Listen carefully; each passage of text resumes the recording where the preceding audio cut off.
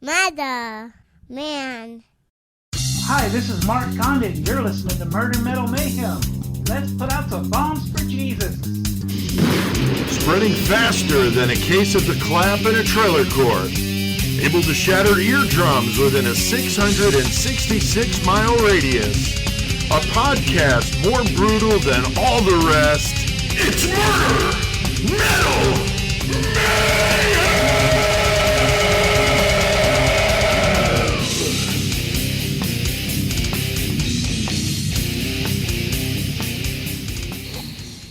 Well, what the fuck's up? Yeah, it is Tuesday, and we're throwing down a brand new Murder Metal Mayhem. We're here in Horns High Studios for the Horns High Podcast Network, episode 240. I can't believe it, Chris. We are getting almost real close. Almost 250, man. 250 would be good. Another milestone, man. Pretty impressive shit. So I'm here with Chris in Horns High, and Joey, you're over there in the 419 in Toledo. What's up, dude? Not much. Fucking chilling. Home of Tony Pacos. I'm about ready to try some of that shit. I'm anxious. The menu, the pictures of the menu look really fucking good, so I'm stoked to try it. Chris went there when he was out here. Yeah, that's what he said. It was great. Good. So definitely looking forward to it and doing some visiting. And so that's awesome. Chris, what about your shirt over there? The shirt I got on underneath the hoodie is the Ted Bundy shirt Joey gave me. Oh, nice. But the hoodie, funny story, I couldn't find any of my fucking hoodies. It's cold yesterday morning. I'm going to work and it's fucking cold. And I'm like, I need a hoodie. So I'm looking around. My daughter's got all my hoodies, but of course, my daughter left her Metallica hoodie, so I'm wearing my daughter's fucking hoodie. Oh, fuck shit. that. Okay. So, all right. So I got my daughter's Metallica Justice for All hoodie. All right. That's like they were sweet. They were still good back then. They were still good back then. Yeah, I was like, fuck that. These kids be stealing my clothes all the time. I'm wearing this shit. You might as well. Fuck. What about you, Joey? I'm wearing the Lascivious shirt, which this was a brutal death metal band from Austin, Texas. So I figured since we're going down there today, I'll fucking rock this shit. Dude, I've been like struggling to try to read that. I just it's a rough one. Yeah, that's a tough one, dude. That's straight up death metal logo there. But dude did it was a one man band too, and the guy did all instruments like real drums and all that shit. Oh, that's impressive. Yeah, it was really fucking good, like amazing. I put out the only thing he ever released. Yeah, that album was bad. Yeah, amazing. But then he ended up like moving on and doing like noise type stuff, which he still does to this day, and he does a bunch of like gore grind stuff down there in Austin, Texas. So he's very active down there. Yeah. But Lascivious was like, I think he was in high school when he did it or whatever. But man, it was fucking pretty mind-blowing shit. Oh, that's badass. That's badass. Yeah, but he did the logo too, which it's fucking super hard to read. Yeah. It definitely is. And I got my Dying Fetus shirt on today. I wore it to the Dollar General, and the lady checking me out was kind of trying to read it, but I knew she couldn't, so I thought I was all right with this one. If it was the other Dying Fetus shirt, it was very clearly visible. Yeah, with the block letters. With the block lettering, so that would have been a dead giveaway, but nonetheless, that's what I'm wearing tonight. Well, very good as we hitting milestones here, approaching another one. Pretty awesome. Now, last week, we did the fucked up story of Mr. Phil Spector. Yeah. legendary music promoter or producer from the 50s, 60s, and 70s. So 30 years of just banging out hits. Just cranking it out. I mean, unbelievable. But then he murders actress Lana Clarkson in his mansion or his castle in 2003. And it's this crazy story about this fucking dude with the fucking obsession with guns, shooting them in the studio, terrorizing people, women, men. It was a good one. I mean, it's a fucked up one. So definitely go check that out. And I did the metal feature on something a little bit different, a hoax perpetrated by the band Threaten. That was kind of wild. And speaking of that hoax, Cashman had brought up the whole thing about the football team. Was it the football team? Oh, did you check that out? Michael was listening to it. He's like, Oh, hey, yeah. He's the name of it. The name of the school was Bishop Sycamore. Yeah, and the team was the Centurions, and they were supposedly out of Columbus, Ohio. I guess there's an HBO. So there was no team then? I mean, no. There was a team, but there wasn't an actual school that backed them. Oh, okay. It was, yeah, and the coach, he was just like some fucking. He masterminded this whole shit to get himself on ESPN and all that shit. He got the kids up there, but like anything that was promised to these kids, they didn't get shit out of it, you know. And it was kind of a sad deal. And he's kind of like, if you watch the documentary, the dude's just like pretty much an asshole about it. Yeah, Michael said the doc's on HBO. Oh, HBO. Yeah. That's the one I don't get. So I'll have to wait. So yeah, that was a good one, and then did some mayhem for you. Shared a disgusting story called "Everything But the Bowl." So you'll have to go back and listen to that one. And we had a great all-female killer cage match. Fucking Sugar Babe fucking showing up there, and just the usual stupidity. And we were hitting 800 to that one, past 800 today. So thank you. And if you missed it, go on and listen to episode 239. So tonight, as Joey said, we're going down to Texas for a case that was suggested by none other than Tex, our buddy who comes on to talk to us. That's a lie. That's not what happened. I had a group message, and I asked Tex if he was down there when this case went on, because I was talking about it. Oh, okay. And he was like, and he said, yeah, and I said, we should do this one if y'all were interested, and then everybody. Oh, yeah, okay. So right. Well, I am taking my credit for this one. I stand corrected. But Tex is, he is located where it happens, so that's why it's so cool, though. Of course. But no, I forgot about that. You're correct. So I stand corrected. And Tex will be with us. And he is. He's warming up in the bullpen, throwing some 100-mile-an-hour heaters to get himself warmed up. And Astros down there, right? Aren't the motherfuckers in the fucking but they're down right two games to none to the Rangers. So, yeah. So they should have brought Tex in. Two Texas teams. That's pretty interesting, two Texas teams.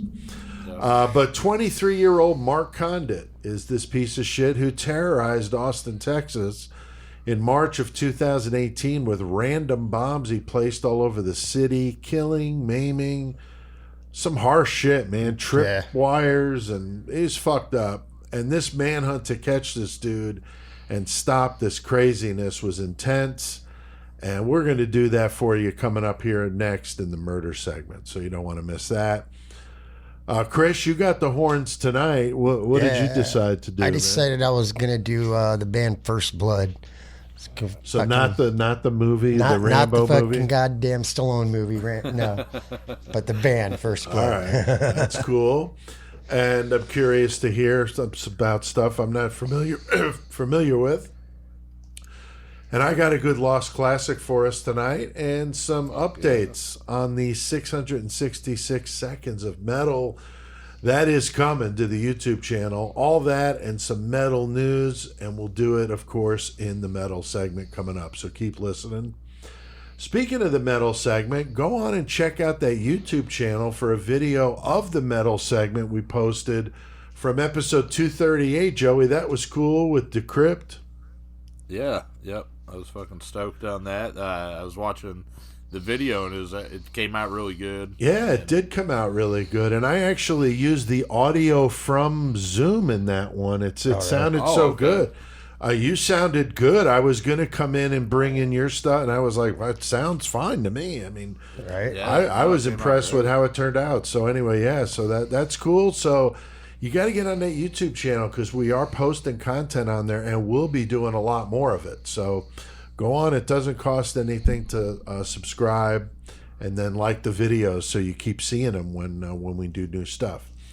All right, we are throwing down a brand new killer cage match, and that's where we get a list of 100 killers, 100 objects for them to fight with, a variable in the cage, and a song cranking the fuck out while they fight till death. It's always a blast. We get our listeners involved by picking these random numbers. Chris? Tonight we have our good friend fucking Jeff Ignatowski. Oh, yeah. We have Colin 815 Posse Rogers. Nice to see him back. Yes. And we got the Queen of the 419, fucking Miss Peggy Sue. Hell yeah. Thank you all. And we got a great battle going on tonight, Joey. Got a one familiar face and one not so familiar. Yeah. And one of those familiar faces is over my left-hand shoulder. That's right. I'm looking at him right there. Yep, but that's Jim Jones and his fucking Kool-Aid lipstick, and then he's going to go up against Myra Hindley. Yeah, we haven't seen her up in the fucking match. No, and that's going to be interesting because she was pretty bad. I mean, a badass bitch, although they were killing kids and stuff. Well, so. And she is on her own now, too. So that's true. Yeah. So we'll see because, Chris, the objects can always make a difference. Yeah, it makes a big difference. And, of course, the variable can also do the same. And then the song... Some jamming tunes. On that 666-watt PA system, they may be just, like, so enraged because they hate the song playing and it makes them want to kill more. Or they might get into the song and want to fucking, like, get inspired, and do killing. So it can change it up. So you got to keep listening to that. We'll do it, of course, in the Mayhem segment, so don't miss that. Yeah. Huge thanks to everybody that listens to us. We do appreciate it. Keep telling people about it. Love seeing those comments when people talk about, oh, I heard about it from a guy at work or, that kind of thing. That's awesome. So tell people. This week we were down 100. We're at 2,800 from last week's 2,900, but we still... appreciate it and just keep on doing what you do and we'll keep doing what we do. All right? Yeah. Top 10 cities listening to us, Chris. What's the breakdown this week, man? Yeah. Number 1, we got Chicago. Hell yeah. Number 2 is Clinton, Illinois. Then we got Brisbane, Queensland, Australia coming in at number 3. Number 4 is Normal, Illinois. Yeah. Alrighty then. Melbourne, Victoria, Australia, number 5. Pittsburgh, Mississippi, fucking 6. 7 is Sedoris, Illinois. Then Honolulu, Hawaii at number 8. Fuck yeah. And fucking Laurel, Maryland. Yeah, Maryland. I'm sorry, I'm fucking weird with fucking state abbreviations. Laurel, Maryland is at 9. And then number 10 is Fort Wayne, Indiana. Fuck yeah, man. That's awesome. And, I know we always say Chicago's number 1 and we just kind of grow through. We appreciate everybody that listens, but Chicago, for fuck's sake, you guys have been number 1 almost the entire 5.5 years we've been doing this. So thank you very, very much. All of you, but especially Chicago has just been there, man, since the fucking beginning. So thanks. Remember that one random time that Cleveland was number 1? Yeah, there's been a few, but they're always short-lived, Yeah. So I just wanted to say that because we always just say Chicago's number 1 because it always is. But I wanted to call them out because we appreciate it. And then, Joey, what about the countries listening?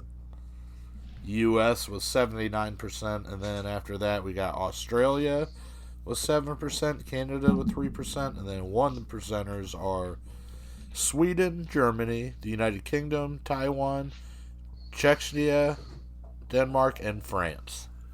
Hell yeah. Very, very cool. So we love seeing those overseas listens. That's just really neat to see the different countries. So again, we appreciate it, guys. And check out our website, murdermetalmayhem.com. Getting ready to do more updates. Already been doing stuff, but adding even more to it. So you definitely want to see that. Do a page for the 666 seconds.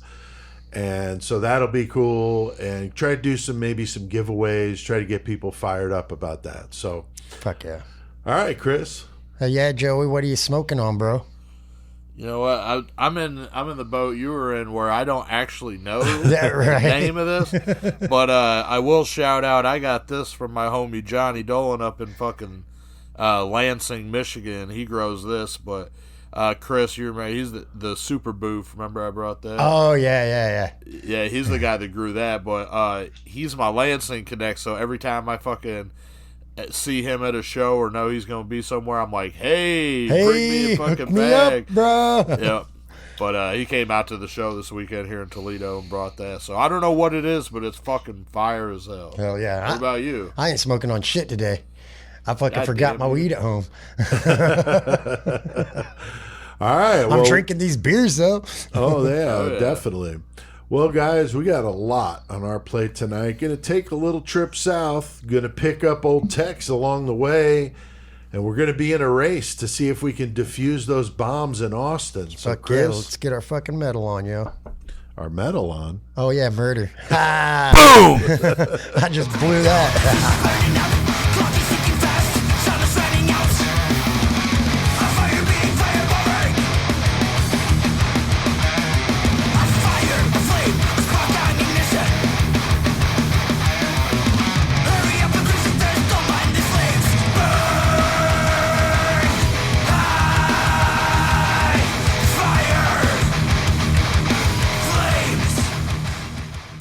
Son of a bitch, Hell yeah. man. Definitely dig that. Eradicated from Sweden. Holy shit, those guys are good. Sounds like some fucking old school Exodus with a little Metallica, like old Metallica, like Ride the Lightning. It's pretty fucking sweet. It's fucking amazing. And that song is called Flames. They've got videos for, I think, several of the songs from this album. It's unbelievable. The album's called Descendants. Every track is good. I really dig them. There's even a song on there that reminds me of something like off Seasons in the Abyss. So even a little Slayer in there. I mean, really, really, really cool. And young dudes, too. They're on tour right now in Europe with Soilwork, so go check them out if you're over there. All right, we got the one and only Tex with us tonight. How's it going, dude? Oh, it's going pretty well, man. It has finally cooled down here in Texas. Oh, shit. It's Yeah, definitely man. cooled down fucking here. Jesus. Yeah, it's gotten pretty chilly here. Hoodie weather down here, up here, so... Oh, yeah, it is here, too. 60s in the mornings and 70s, 80s for the highs. So it's definitely hoodie and shorts weather down here. Interesting. So, yeah, it's that's good that you got a little bit of relief because... Shit, it was like, I think a couple times in a row we're talking to you and you're like, dude, it's over 100 degrees here. And wow, I mean, that's fucking hot. Yeah, that's so brutal. Glad you're out of that Yeah, shit. it was constant for a while, man. Yeah, that's terrible. All right, well, tonight, talking about terrible, we are going to be talking about the fucked up story of Mark Conditt, a serial bomber in Austin, Texas, March of 2018. And this is a story that literally gripped the fucking city. I mean, random bombs going off. 2 people, innocent people, are murdered, injured several others with these package bombs. Then he's doing a fucking tripwire that could have very easily killed anybody. children, anybody walking on just a sidewalk in the neighborhood. So fucked up, just crazy. The cops are combing the city to catch this guy. At first, they think it's racially motivated, but then it proved that was wrong. And what a wild ending to this one. So we are going to share this one with you tonight and dig in deep because this is going to be an interesting tale. But Tex, I mean, you were in that general area at the time. So, I mean, just to start things off, I mean, kind of paint the picture, man. What was that like? With this happening. This went on for several weeks, 2 or 3, right? Weeks, I think this went on. Yeah, they called it the 19 Days of Terror. We actually do live in the area, and it didn't really start with Mark Conditt's bombings. It started about, the whole terror thing started about 2 years before. Oh. Because they had, it was a weird time in the Austin area between like 2016 and 2018. During this time, there was a 60-year-old dude named Patrick Johnson. He was, get this, man, he was standing on overpasses over I-35 and chunking rocks down at vehicles. Oh my God. Yeah, man, he put this one chick in a coma for a while, and she has like permanent brain damage. And the way they finally caught up with that dude was every time that the police would get a call about this shit, he was the one either calling or he'd be at the scene. Oh, shit. Really? Yeah, so, trying to play Good Samaritan and shit. So that was going on.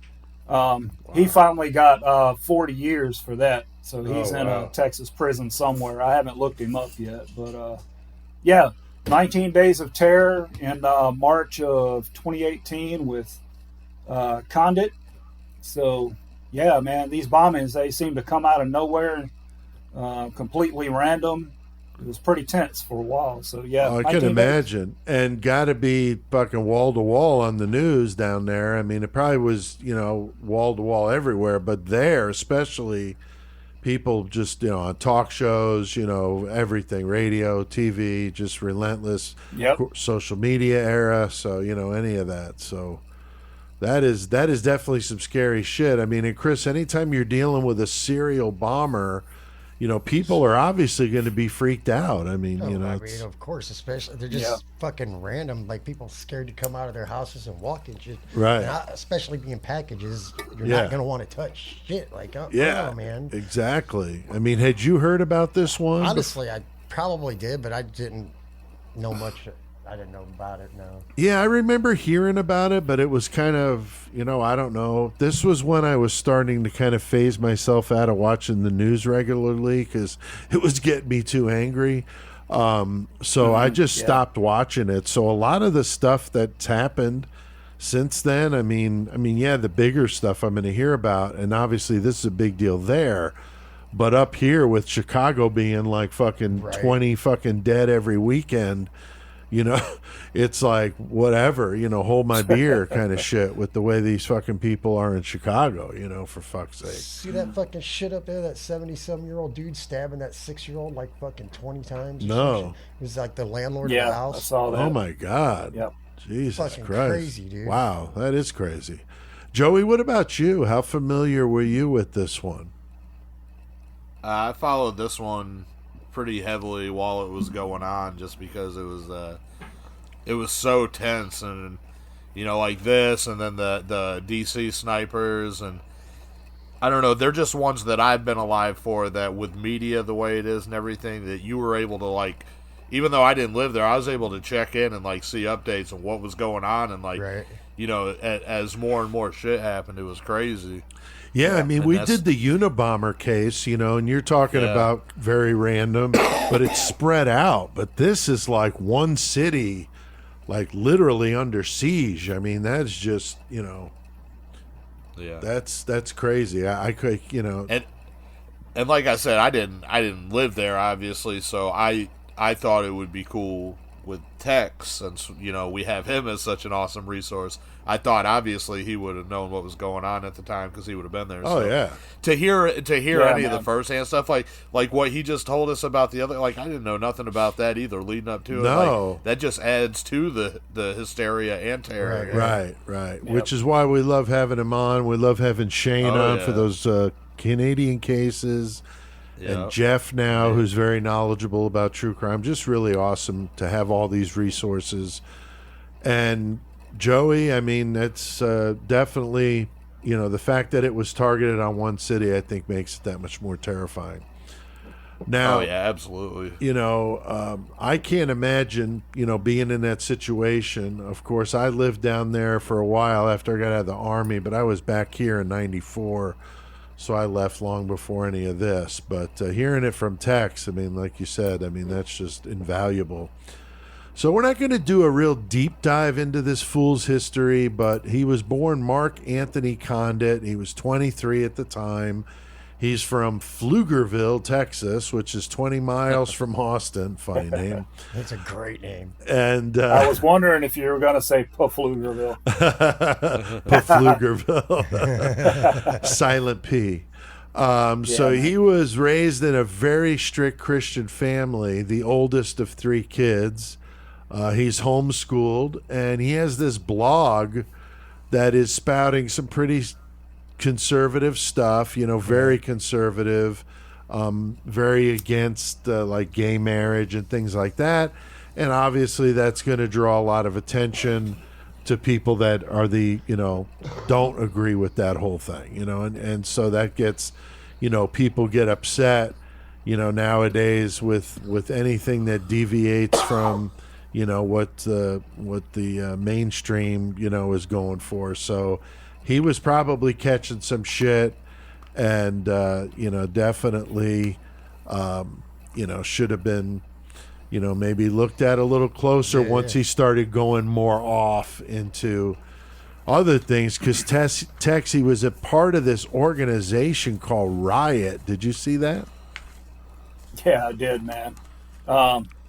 It's actually a Christian rapper. I forget what his name is, but he came out with this Carmen album. Carmen, I think. Yeah, Carmen, that's what it is. It stands for the Riot part is an album title, and it stands for Righteous Invasion of Truth. And there's a lot of survivalist groups down here in Texas that they cater to whatever your lifestyle could be. Yeah. But this one, Riot, they were a group of homeschoolers that got together. They went to firing ranges. They discussed how to mix dangerous chemicals and train in edge weapons tactics. And, by the way, Bible studies, too, they got into. Oh, that. Nice. Yeah, let's make some bombs and read the Bible while we're doing it. Yeah, man. God, guns, and Bibles. And he also he got his little sister into it. I think her name was Cassia Schultz.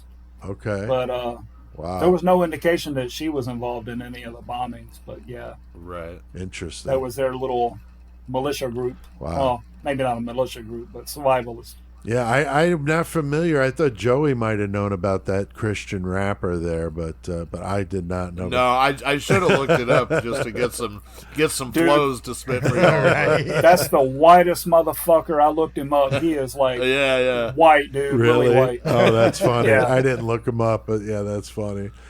So they're of the same mindset with all that stuff, and that can sometimes be fine.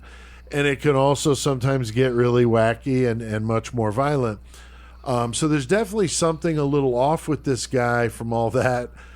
Certainly not saying that a person who believes in that stuff is a future serial bomber, of course. But when you add all this stuff up, it's that drip, drip we talk about, that turns this guy into what he actually became. He's in this super religious home, which we've seen that before with the kooky, crazy religious, stuff like Geen, endured, and some of those guys. Yeah. And that tends to fuck these people up too. So you got all this stuff hitting him at once. So he moves out of his mom's house, moves in with his dad. And he had a job, but got fired 8 months before the bombings. That gives you plenty of free time to build bombs. Plenty, and he had no criminal record. So the one roommate I saw in an interview, I watched another thing where they interviewed his roommate, and he talks about what it was like when he found out, because his bedroom was right next door to his. Oh, Jesus, yeah. So he's like, that's where he was making the bombs, because he had a lock on his door so nobody could go in there. And that's the only place he could have been doing it. So the roommate is like, my head was like right up against that wall sleeping, like I could have been killed. Like, I can't believe it. Like, would have had no idea, gave absolutely no indication of anything of the sort. So that's pretty crazy. So this guy, kind of the unlikely person from the outside, at least. So, Chris, what happens here? The first package bomb goes off. Yeah, it's fucking March 2nd of 2018. This is 911 calls. I don't know if you heard any of the 911 calls. Like, the one neighbor's on 911. Yeah. It's like, something just blew up at my neighbor's house. There's blood everywhere. Like, we need ambulance and police here now, fucking. And he picked the package up off his porch.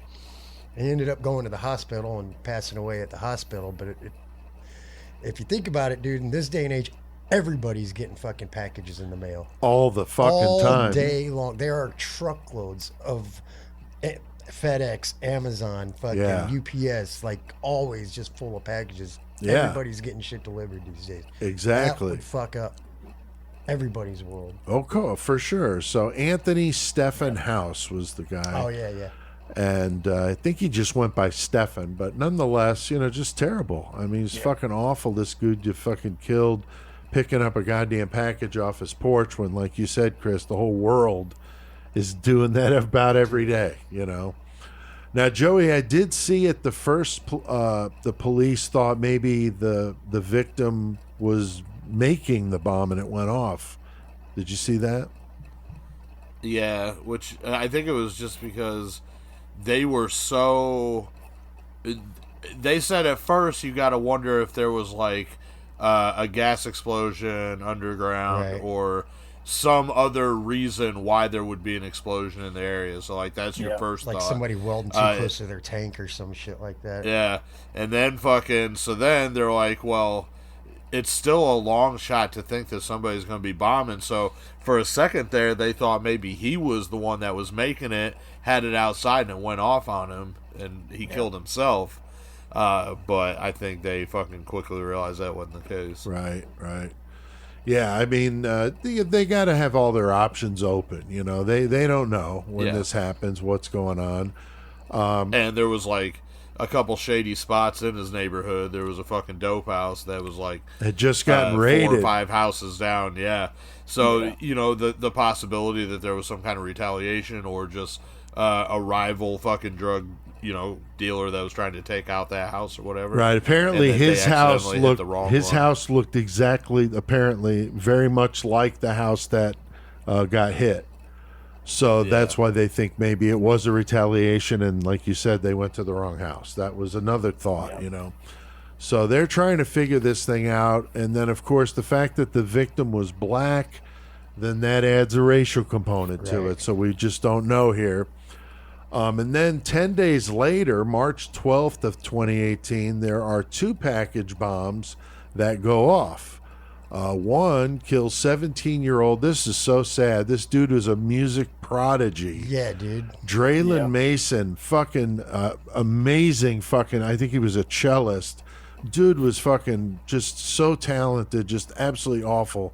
17, he's killed, and his mom is injured, but she survives. And the police feel, obviously the city is under attack. And in another instance, and this is wrong in the notes, but I know that it's wrong, the woman is not killed. The next victim, 75-year-old Esperanza Herrera, she was there visiting her mother, so her mom had to be, what, geez, I think they said she 90s? was like 91 or something. Yeah, and so she was there visiting her mother, and she's hit with a bomb, but she doesn't die. She pulls through. So that was, at least there's that. But another one with the package on the porch that went off. So Draylon and his mom were both black, like the first victim, and Esperanza was Hispanic. So they're definitely given some consideration to the idea that, this could be racially motivated, non-white victims, right? And it's interesting to find out that the first victim's father and Draylon Mason's grandfather were actually very close and attended the same church. So that's interesting. Of course, Small world. Yeah, both families are black. So again, this ties in that racial angle, since that was possibly why they were targeted. Again, the cops have to just throw it all out on a table and see how it shakes out. And these guys are engaged, and they establish a task force and a command center, and they get organized with the feds. I mean, everybody's all boots on the ground. The bomb sites are spread out northeast, southeast, and central east in Austin. So they're trying to get a handle on this thing. And Tex, I mean, in the modern age, of course, race, is going to come up all the time. But in this case, I mean, especially at this time, you can attest to it, I'm sure, that was going on. Those were things people were talking about. Yeah, it appeared at first, like you said, that all this was racially motivated for sure. The locations and identities of the bomb victims, that raised definitely the possibility of racial motive. Right. The 2 that died, they were African American, like you said. Herrera was Hispanic. And geographically speaking, if you look at Austin, on the east side of Austin, that is all of the minority. Well, it used to be back then. It's kind of getting better now. But on the east side of Austin, it's all the black and Hispanics and Asian population. And then on the west side of I-35, where the actual city part is, and the hills of Austin and everything like that, is all the white, affluent people. Interesting. So, okay. Yeah, I mean, unfortunately, you see that a is. lot. I mean, that's just how it was. So.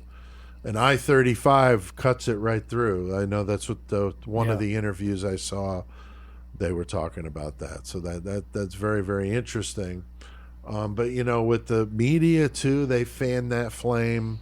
Unfortunately, it's like every single body cam video I watch where somebody gets thrown down to the ground, I'm going to say 75% of the time it's I can't breathe.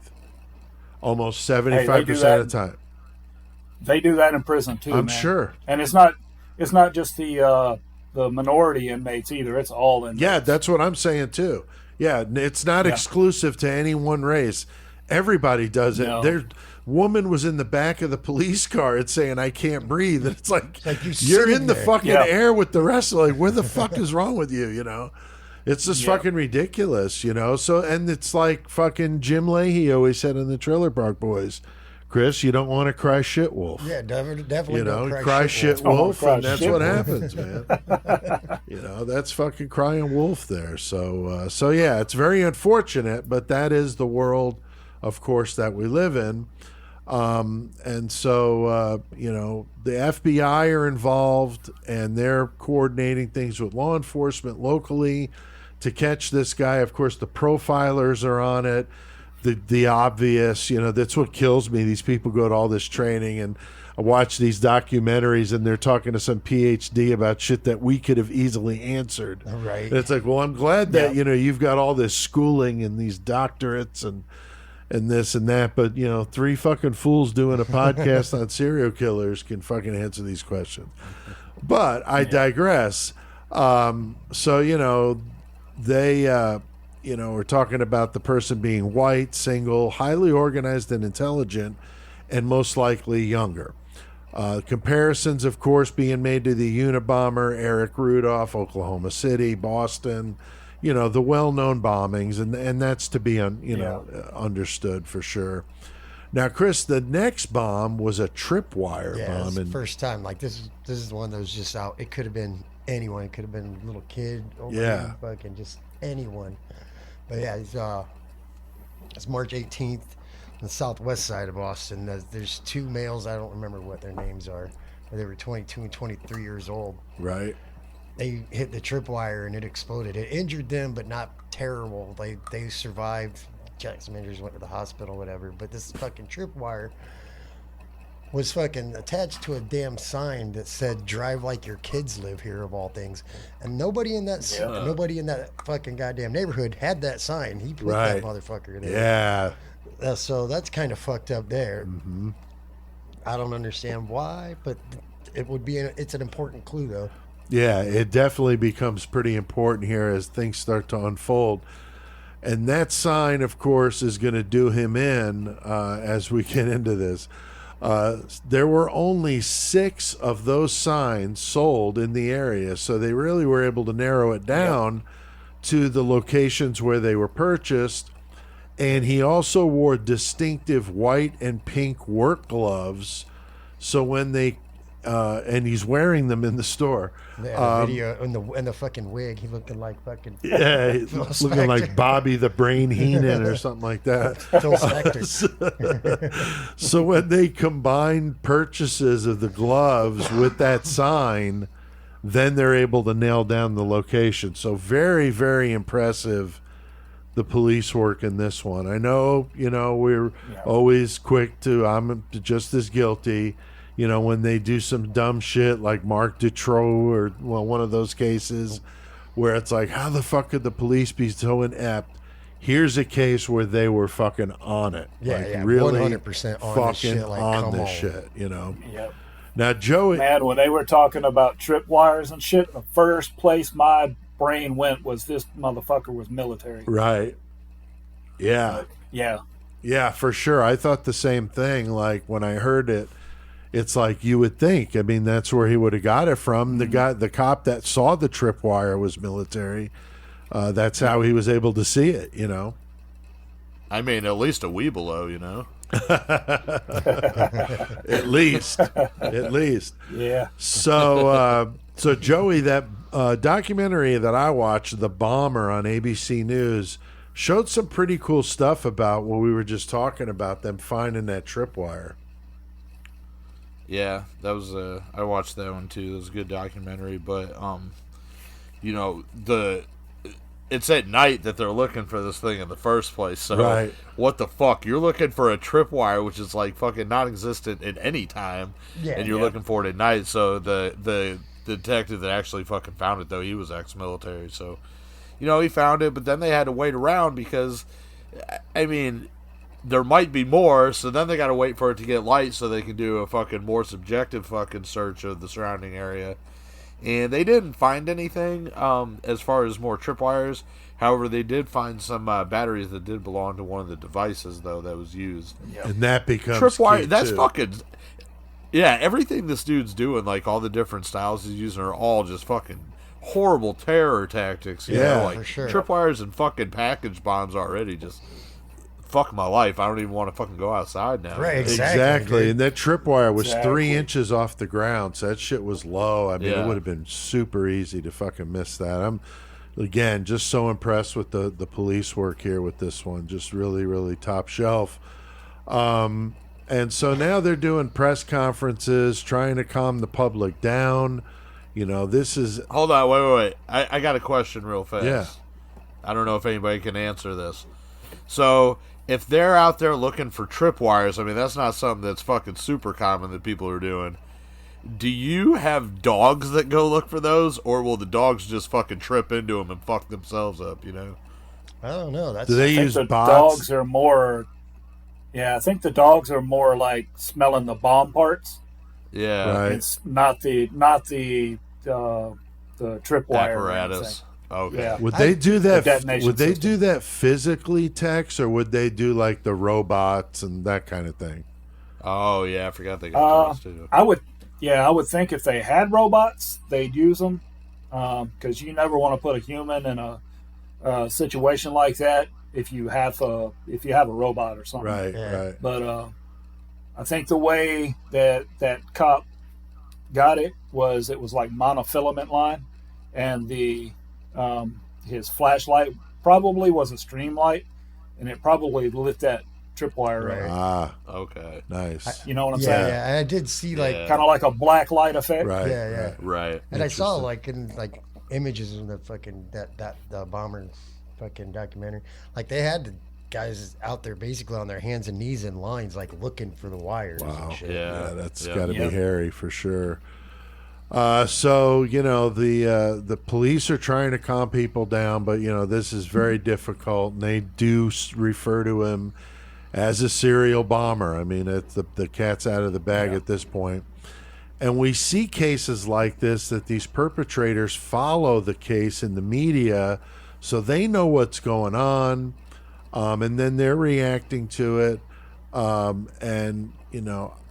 I'm guessing he wanted to show him, you know, he could do different things, you know, show off what he knew. Again, you know, usually with these, the narcissism, so I'm the smartest guy in the room kind of shit. Yeah. But, you know, who knows? Just like we saw recently in a serial killer we covered it where the news was saying all the victims were white and then he killed a black woman. Like, oh nope. Yeah, Watch. fuck you, you know. So they kind of do that, you know. And you know, when you're trying to be outsmarting the police and the media and stuff, it's like, ooh, I got one on you, kind of thing. Yeah. Now, Tex, what do you think about that? I mean, did he mix it up because of the coverage, or was maybe there's some other reason behind it? I think sometimes the media can be harmful and sometimes helpful.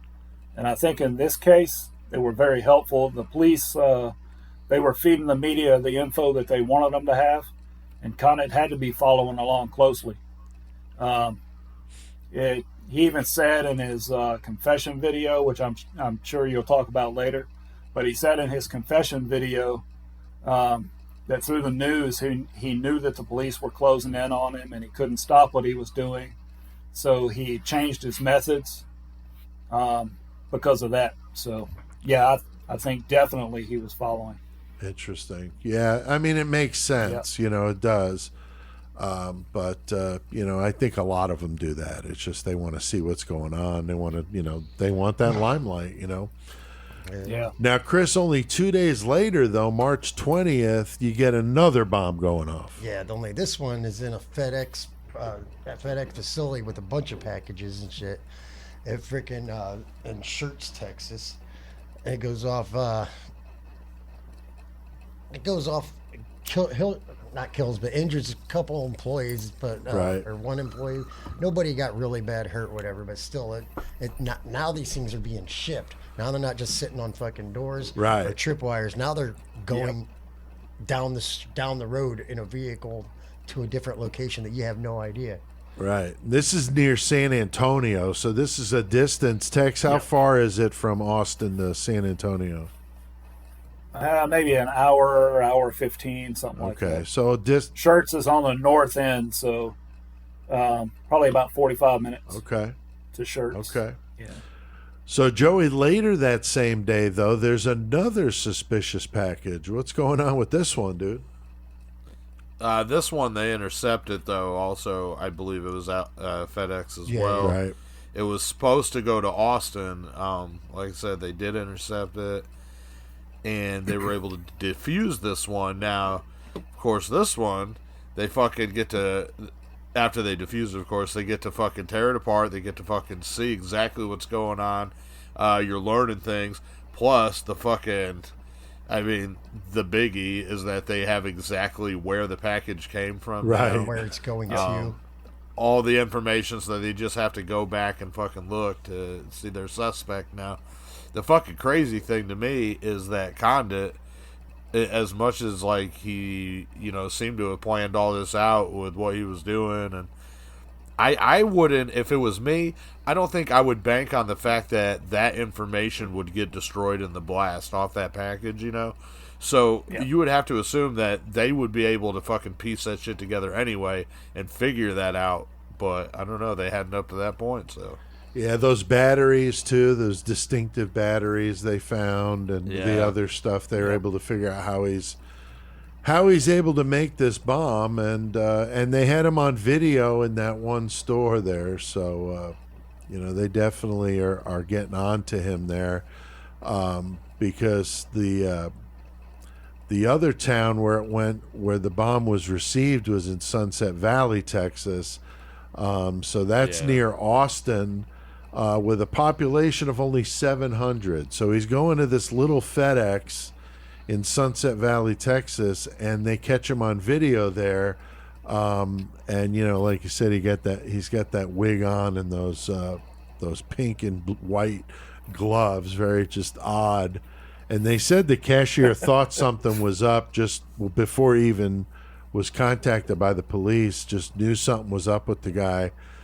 And Dude's coming in wearing gloves. Yeah, and he went out and saw that he walked to his truck, but it was like several stores down. Yeah, way down the fucking And then when he took off, he noted, hey, it was a Ford Ranger. He described it, and so they're able to, at least have that bit of information. Red one sticks out like a motherfucker. That's right, and it's just one little piece, and it's just amazing what these cops are able to do with it. I mean, I'm just always blown away. That's why I love watching true crime documentaries, because not only am I fascinated by the crime, but I'm also fascinated at how they catch them, so I just love everything about it. But I also drove a red Ford Ranger, but it was older than this one. But I laughed when I saw that. Yeah. Now, Tex, it really amazes me, though, how the cops are able to figure this shit out, man. I mean, everybody's on video today. Yeah, man, you cannot get away with shit anymore. I tell you what, Right. With DNA and all that shit, you can't get away with anything. No. Yeah.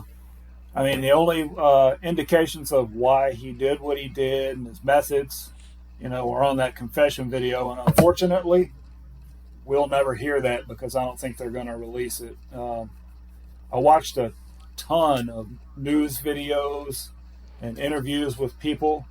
They described him as like just a normal kid and a happy kid. Right. That's bullshit, in my opinion. He wanted to terrorize as many people as possible, Right. and not get caught doing it. Period. Full stop. And he was just an evil little shit. So you don't think it was like a murder or a suicide by cop type thing that he wanted, or you think he was just being a douchebag and trying to be slick and get away with it? Yeah, because he stayed away from his known addresses and stuff like that. That's right. So he knew that the cops were onto him. Right. And that's why he didn't go back to his known places. True. So I don't think it was any type of suicide by cop or anything like that. I think he was on his way to send that bomb that blew himself up. Right. I think he was on his way to mail that one out too. Ah, okay. That makes sense. And I did see there was another bomb that went off on March 21st in nearby Round Rock, Texas, but one person was killed in that blast, but then I didn't see something to corroborate that. Does anybody know if there was another one? I saw a map that showed where all the bombs went off, and there was a one that I was on March 21st, so I'm not 100% on that. But Chris, the police investigation definitely fucking heating up, and like you said, they know the first bombs were not mailed, but these were. So what's going on with them? I don't know, man. He's fucking crazy. For like the ones on the porches, even 2018, that wasn't that long ago. People got their fucking Ring cameras and shit. Even. Right. Like the fact That's there's ballsy, man. Yeah, like come on, people got their house surveillance cameras out. Like I said, even just the Ring cameras help solve so many crimes these days. Like your neighbor across the street, hey, you got a camera, can we see it? Yeah, just Chris Watts. I mean, that was a good one, recent yeah. one that he got nailed on one of those cameras. Yeah, I mean, it's amazing that they ballsy as he is. But, I get Amazon packages all the time from a driver driving their own car. So, I mean, it wouldn't look suspicious if a guy pulling up, I mean, if he's in some old beater maybe, but, a decent car or truck, and gets out with the package and puts it on the porch, I bet people wouldn't even pay attention to it because it's so common. Right. But it's still ballsy, and to think that he's not going to get picked up on a camera is just amazing. Now, Joey, the first two bombs went off when they were picked up, and the third one went off when it was open. Did you see that? Yeah, I mean, he was, like we said, this guy was doing all different kinds of things. You didn't really know, was it going to take just fucking moving the package itself, or did you actually have to enter it for the detonation to occur? Right. I mean, could it have been, in something else too? Yeah, I mean, the guy was fucking crazy. He was fucking making bombs. It was his fucking downfall, but the tripwire shit, that showed, his ingenuity to fucking switch it up a little bit. And the guy probably fucking, as far as I can imagine, anybody that writes a manifesto out is usually pretty fucking nuts and in a fucking loner sense, is probably fucking sitting there for a long ass time coming up with all the ways that he wants to, cause terror on people and fucking do this shit. So whenever he finally sets his plan into action, he's got all these fucking scenarios to pick from, and it helped fucking jumble the investigation a little bit. It just adds confusion, but most of all, it fucking adds a even higher level of fucking terror in the community, I think. Yeah, I agree, dude. I mean, it's definitely some scary shit. I mean, he's mission accomplished if he's trying to terrorize the whole fucking population of Austin with this kind of crazy shit, I mean, it's just, and he's mixing it up, and definitely scary. There are more. I know it's not the. I was gonna say, I know it's not the exact same thing, but I gotta feel like almost everybody after 9/11 and the anthrax attacks and all that shit. Oh, Like, yeah. that was kind of freaky. So anybody probably the next time they looked at their mail was like, should I open this Yeah. shit? You know, Yeah. because you didn't know. Right. Oh, yeah. It's just some powder in it. You know, that's scary. It is. I mean, what do you do? Like, hit it with a broom and make sure it's not going to go off? Right. What the fuck, you know? I mean, somebody could be sending some Pop-Tarts, Chris, and we're like bashing it with a fucking broom. That would be terrible. Hey, speaking of Pop-Tarts, be expecting a box here. Oh, There you go. awesome. Thank you, Tex. So there's more than 500 FBI and ATF agents on the case. Some serious shit. Police have more than 1,200 calls about suspicious packages, so I couldn't even imagine it. And it's just tough. I mean, what makes it suspicious? It's in a cardboard box on your Right, porch, you know? I mean, wow. I mean, I can understand if we'll say, just like when the stuff from Nico got here, you're like, what are these packages? Like, not expecting something. Right. But still, you could have got blown up, Pete. I could have. But Nico would. You get paranoid. Nico would. You get paranoid and call the fucking bomb squad, and they come over and fucking open it up, and it's all your cocaine that you ordered, and you're like, oh, shit. fuck. Or that Richard Ramirez dildo Yeah. from Nico. You know? Oh, God. Damn, I can't wait to talk to him on Sunday. It's gonna be crazy. So unless someone saw a random guy all concealed or looking suspicious dropping this package off, I mean, I honestly don't know what would make somebody stand out. I just don't, you know, unless that family like never got packages. But like I said, in today's world, everybody is. And, you know, if this had been 2 or 3 years later, probably everybody would have had a fucking doorbell cam on their shit. Probably. You know? And then they would have seen him. Yep. man. Yeah, definitely. You could have watched that motherfucker get blown up. That'd been crazy as Oh, fuck. right. Oh, that Yeah. would have been awful. So it makes it challenging. I mean, they're trying to find, you know, literally the needle in the haystack. So now, Tex, law enforcement figures out he's using some common ingredients, and that's why finding that bomb intact was so key, man.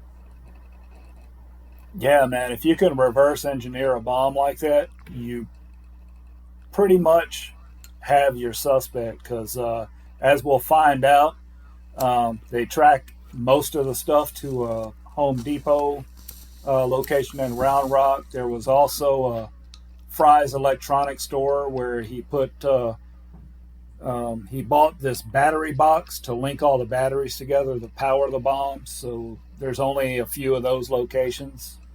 And those batteries that he ordered from, I think, was it Amazon or eBay or something like that came from China? He ordered them from China. I don't know whether he used eBay or how he did that, but I know that's where he got them. Yeah, Was China. there was some way they tracked his IP address to something he had bought, and I can't remember what it was. But yeah, if you can track all that stuff, and like you said, the Drive Like Your Kids Live Here sign, they only sold 6 of those in the area. You kind of narrow all that down into locations and times amazing, and all that man. stuff. So yeah, it's good police work. Yeah, Very and good then they're police work. able to look at the video at the store to see how much he looks like the fucking dude in the fucking FedEx. And they're like, yeah, it's pretty close, you know. And then that fucking Ford Ranger again, you know. So really just amazing police work for sure. Now, Chris, another thing the cops had going for him is that he's using these rare batteries. And like Tex was saying, you know, they can get the IP address and kind of match that up. I mean, like I said, is there any way a criminal could get away with shit today with the tools You're that using a law computer, enforcement? that shit's fucking on there. Like, they follow your IP address, anything you fucking order. Yeah, They're or gonna searches. find it. You know, all they your get people searches. all the time with the searches. you know. Exactly, yeah. But yeah, then you're getting them fucking batteries from China. A bunch of these fucking batteries from China, and they Right. find them at the fucking scene. It's like, okay, cool. We know that this is where it's Yeah. coming from. Yeah, because they're rare. So, you know, they were, you know, copper tops just weren't good I enough guess for not. him. I guess not, man. It's God, so man, un-American. Blown of them. up. Go to the dollar store and get Yeah. some. Jesus. Yeah, no shit. Now, Joey, they also used a witness sketch to compare to that video footage. I don't know if I saw a sketch on this one, but they're doing everything they can to kind of piece this whole thing together, man. Yeah, it's all coming together, you know, little bit by little bit. Of course, the best thing that they have is the video footage of him leaving because they know the make and model of the vehicle. Right. They didn't have a license plate number because I think he took it off. Right. So it's like Yeah. there were certain things that he thought to do, you know, to Right. evade them, But not enough. But there were other things there were other things that he obviously either just didn't fucking comprehend himself to know not to do, or I don't know. I wonder if he And the watched cops a were slick as video fuck. on how to do this and fell asleep, so he missed part of it. Right. Because, like you said, that was smart about the license plate, but dude, like, seriously, you know. So, This is another case, you know, that we talked about where the guy fucking, you know, ends up fucking not living anymore, so you lose all your questions Right. to ask at that Yeah. point. So was this dude, like, I mean, how fucking far was he really trying to go? That was never really determined either. So yeah, it was strange with this guy. definitely. So they can move mountains, you know, the police can, to get these fuckers on a case like this. And they're doing everything they can, using every resource possible, which is what the fuck we pay them for. I know that there's quite a few cases out there, like we've said, with the cops have fucked up. But to me, I mean, they nailed it on this one. My applause. Tex, what about your thoughts on that subject here?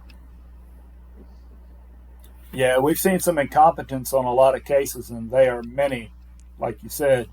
But then again, you got to give them the benefit of the doubt sometimes, because when you don't deal with certain crimes on a regular basis, Right. like murders in a small town and stuff like that, you know, some of the cops' egos get in the way because, you know, they're arrogant assholes most of the time. And they don't like to ask for help from outside agencies and stuff like that. There's a lot of room for fucking it up, you know what I mean? Yeah. But, yeah, in this case, though, Austin PD, they moved very swiftly and decisively. They brought in all of the assets that they needed to solve it. Got to give a lot of credit to, there was the chief at the time. He was like a... Was he the acting chief? What do you call it? An interim, an interim chief, Brian Manley. He had his faults, and that's why he didn't last too long. But in this case, he got it exactly right, so I got to give him credit for that. Yeah, that was impressive. Yep. I liked him on there, just very decisive. You know, I thought he did a good job under the gun like that, for sure. I do too. So, Chris, the police start checking vehicle registrations. This is fucking This very smart, man. There's this FBI agent. She just goes through and starts checking the registrations on fucking 2002 fucking red Ford Rangers, people in their 20s, and fucking there's Mark Conditt, like right there. Not because there wasn't very many fucking blue Ford Rangers of 20-some-year-olds driving them. So Right. it was. Well, narrows you it got to down pretty understand too. It's Texas, and we don't have a lot of small easy. trucks. Right, exactly. That's true. Yeah. Yeah, they That's were true. able to find him. Fucking, she was able to look that shit up and get a picture of him, and matches the video of the fucking Home Depot and the fucking Right. Address, all she Yeah. needs to know to get his ass. So early on March 21st, the police are poised and ready to go and arrest Mark Conditt. They have a few homes he was associated with, but as Tex correctly pointed out, he wasn't in any of those. He knew they were onto him. So, you know, he's avoiding those places, but they end up searching the parking lots of hotels in town, which again, very smart. And they find this truck, this Ford Ranger, at a Marriott Courtyard in Round Rock, which is again just north of Austin. And then Joey, they're watching him sit in this vehicle, man. And what is going through their mind, man? I mean, you don't know what this guy's intentions are. They Yeah. don't know if he's going to kill himself. They don't know if he's going to look for, like you were talking about earlier, suicide by cop, if they're about to get involved in that situation. They don't know what's really going on right now. All they know is that they've got the suspect that did all that stuff. And he's sitting in this hotel parking lot, and all of a sudden he starts going. He's on the move now. I mean, it gets freaked out, and he's headed towards the interstate, and they don't want that. They're just thinking about the possible other victims. So they know that they gotta fucking stop this guy. Like this is the end of the road. This is the confrontation's right now. This is serious shit. They're coming in. I wish you could. Tex has our listeners won't know if Tex has the background. It's awesome, but they had these vans and they were following him, and so they basically had him fucking boxed in. So fucking they finally were like, okay, we got to tap this dude. They fucking hit him towards the fucking edge of the road. He fucking bounces fucking off one into the other van. He's fucking done. He's stopped now. What brass the balls thing is, they had to fucking ram him, though. Wow, that could have been kaboom. Because they're in regular passenger vans.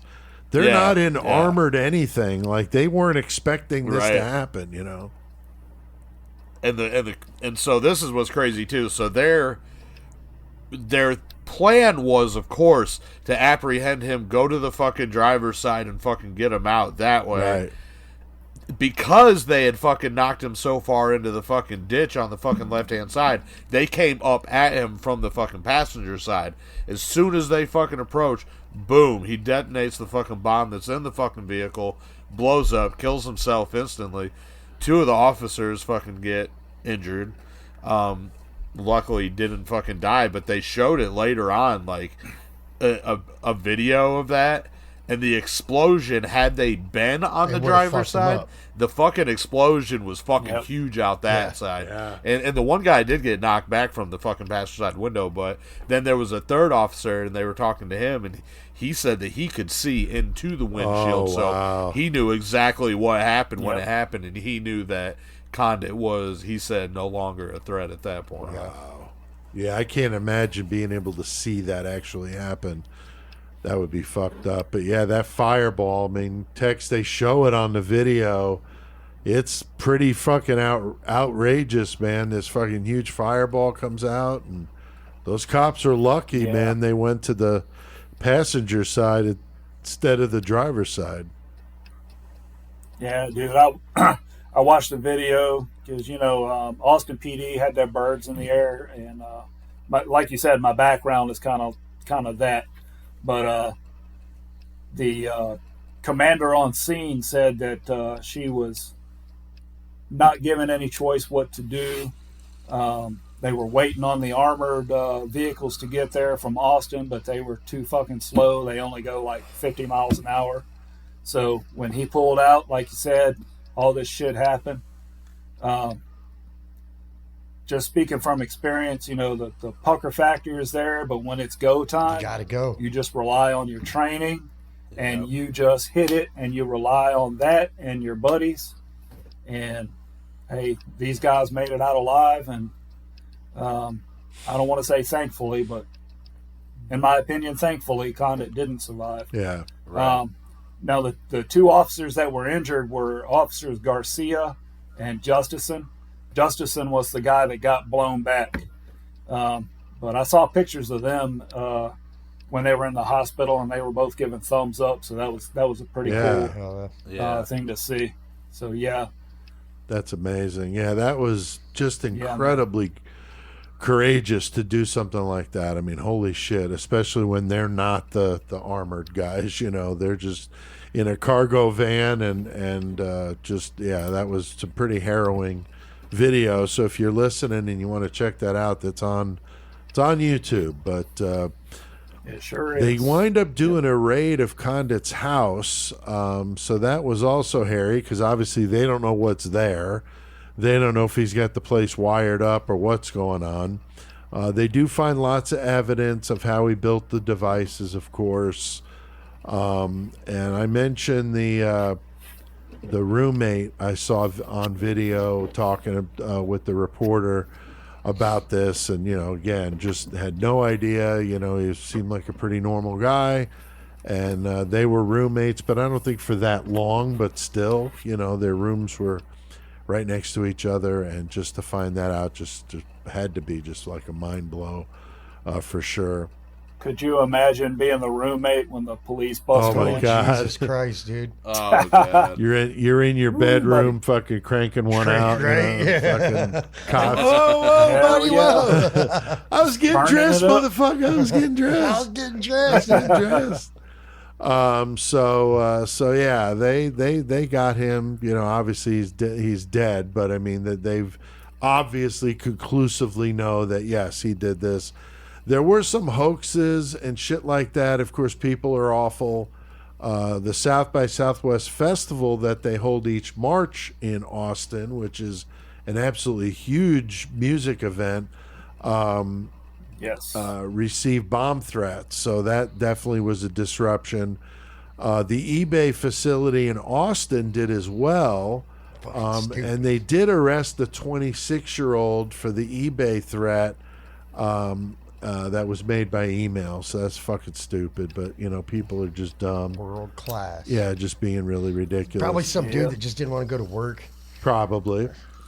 Now, Chris, I did see on March 20th, there was a suspicious situation. Did you see that? I did not see that. The fucking dude in the Goodwill.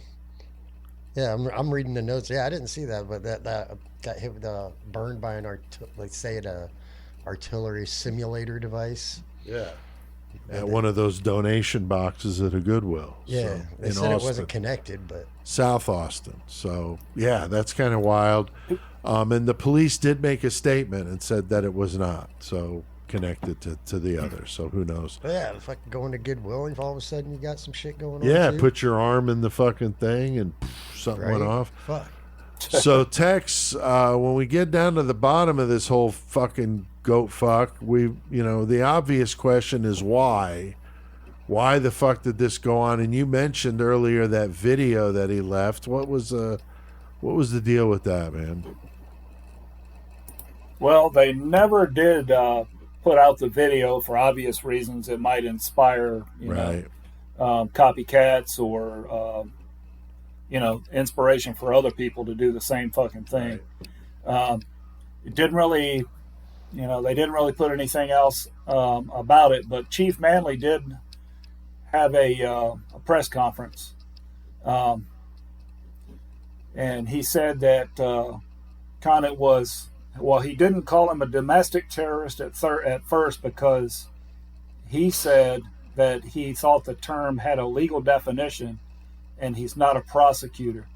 And knowing that it might end up in the legal system at some point, he was being very specific on legal definitions that exist under federal law. Okay. I think that's pretty fair. Yeah. As Yeah, I mean, he's got to watch his ass. You don't want to. Yeah, and you don't want to sway a jury's opinion that, should the crimes go to trial or anything. Right. So you got, during what was going on, you kind of have to watch what you say and be very measured. Yeah, I agree. I'd rather him be like that than to fucking blow it because they were, for whatever reason wanting to talk. It's just that's good. I think that being more reserved is smart. Now, to me, I mean, I do believe the guy was a domestic terrorist, but very right wing politically, a survivalist. You couple that with the extreme religious beliefs, and I could see how somebody would just snap. Again, I'm not trying to get political here because I just fucking hate that shit anymore. I don't watch any of it. I don't read any of it. I don't even care. But No doubt. it's part of the story here, and I wanted to bring it up. But like I said, I'm so removed, and I know that's probably not the right thing, is to be that apathetic about it, that I just don't care. Right. But I've just learned that no matter how upset I would get, nothing is going to change. Read the book Animal Farm, and that last fucking line about when he looked from pig to man and man to pig, they were exactly the same. And it was like, the thing you were fighting, you're just as fucking guilty as the other, you know. And so that's how I feel about it now. I'm just, like I said, would rather spend my time watching serial killer videos, to be completely honest with you. So yeah, I don't really spend my time worrying about political stuff. So you know, I think definitely, as we've all been saying, I mean, some really amazing police work here.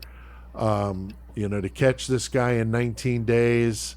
You know, Austin's the 11th largest city in the United States, which I was surprised at. I didn't realize it was that big of a city. 1 million people. And so the fact that they got this guy in less than 3 weeks is pretty impressive. Could have gone on a lot longer, could have gone unsolved very easily, had he been smarter about how he did what he did.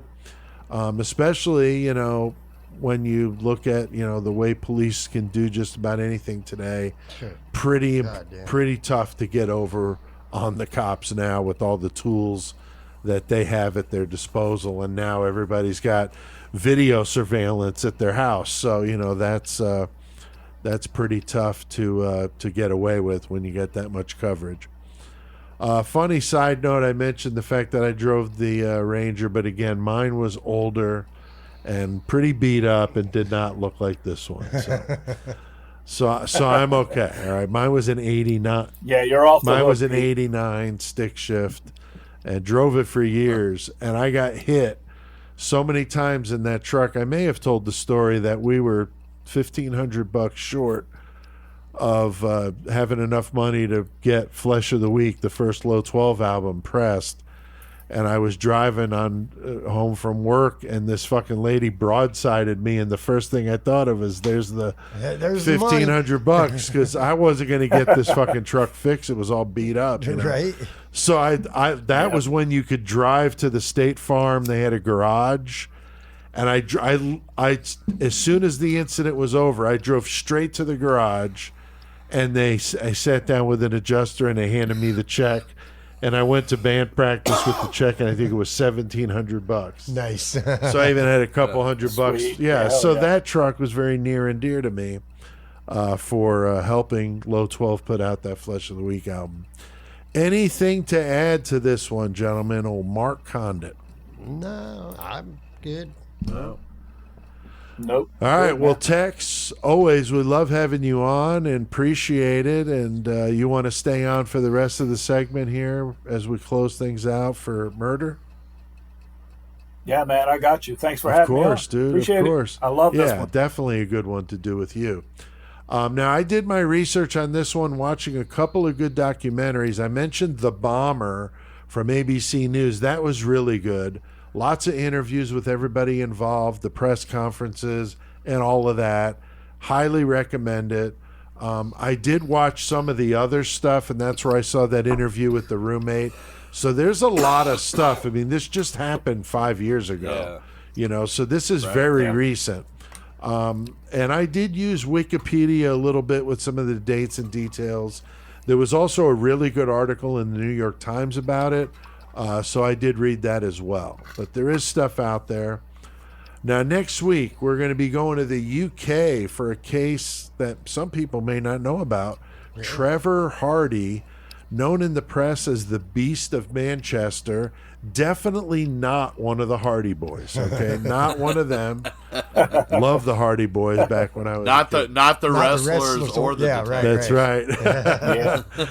This dude was a badass, terrorizing people around him with incredible displays of violence, brutally murders 3 teenage girls. From 1974 to 1976, definitely going to be a twisted one.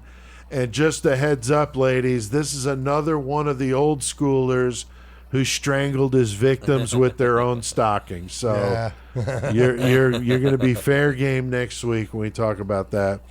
So some classic shit there, and we're going to be in the UK for it. We'll do that next week. Maybe we'll get some fish and chips or something, Chris. Yeah, cool. Joey, how about you with the page a day for us? Couple quick ones, but thanks, page a day. This first one, I thought this was pretty cool. This is more just like a knowledge type thing, and this is about arsenic pentoxide. Now, Arsenic is a shapeless, lumpy white crystalline powder or solid. It occurs naturally in low concentrations in the human body and the environment. Now, it can be disseminated into the air as an aerosol or contaminate food or water. It's absorbed into the body through ingestion, inhalation, or mucous membranes. It cannot be absorbed through unbroken skin.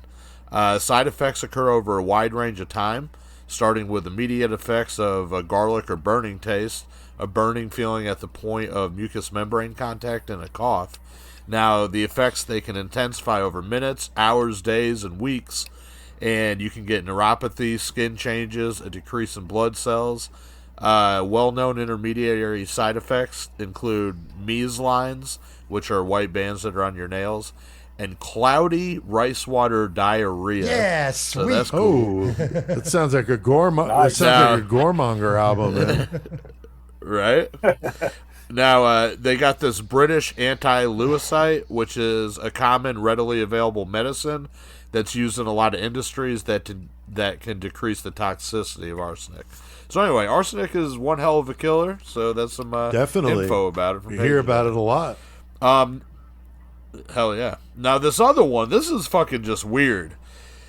This is about Lord Errol and Tonio Trubinsky. So the murder of Tonio Trubinsky was life imitating art, imitating life. So this is October 16th of 2001.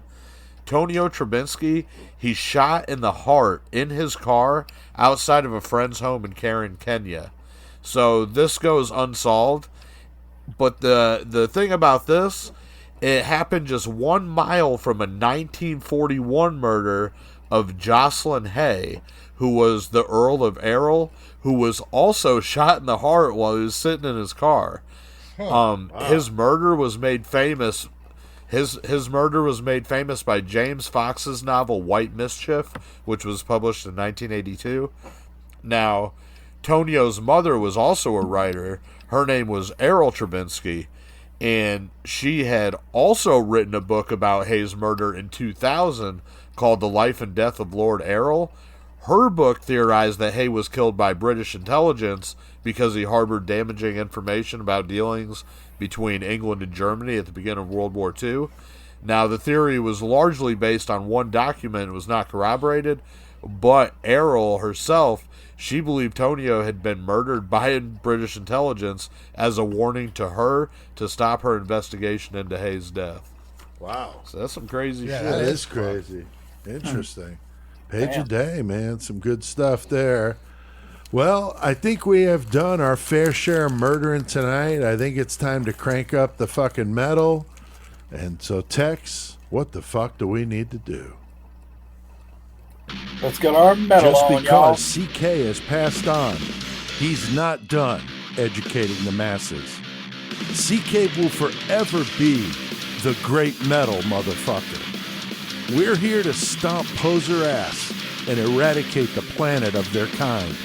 CK has passed the torch to us, and we will forge the fuck on. In CK's name, we will bestow metal knowledge upon all of you.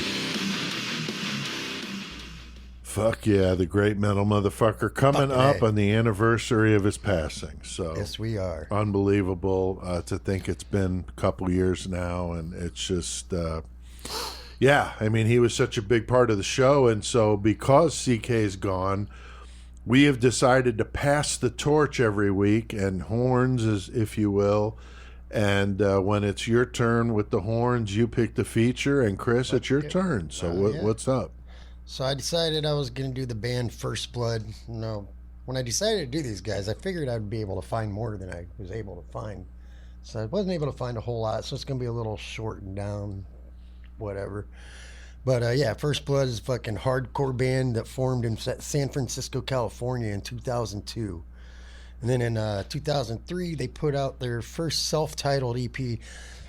Well, I was reading it was this weird word. It was like anonymously or whatever, and I should have wrote it down, but it was a weird word. I didn't even know what it meant. Basically means self-titled shit, like call it yourself. But so yeah, then in 2004, they put out a split with a band called Blacklisted that was called The Dead Man's Hand, which I haven't heard that yet. I haven't even heard that split at all ever.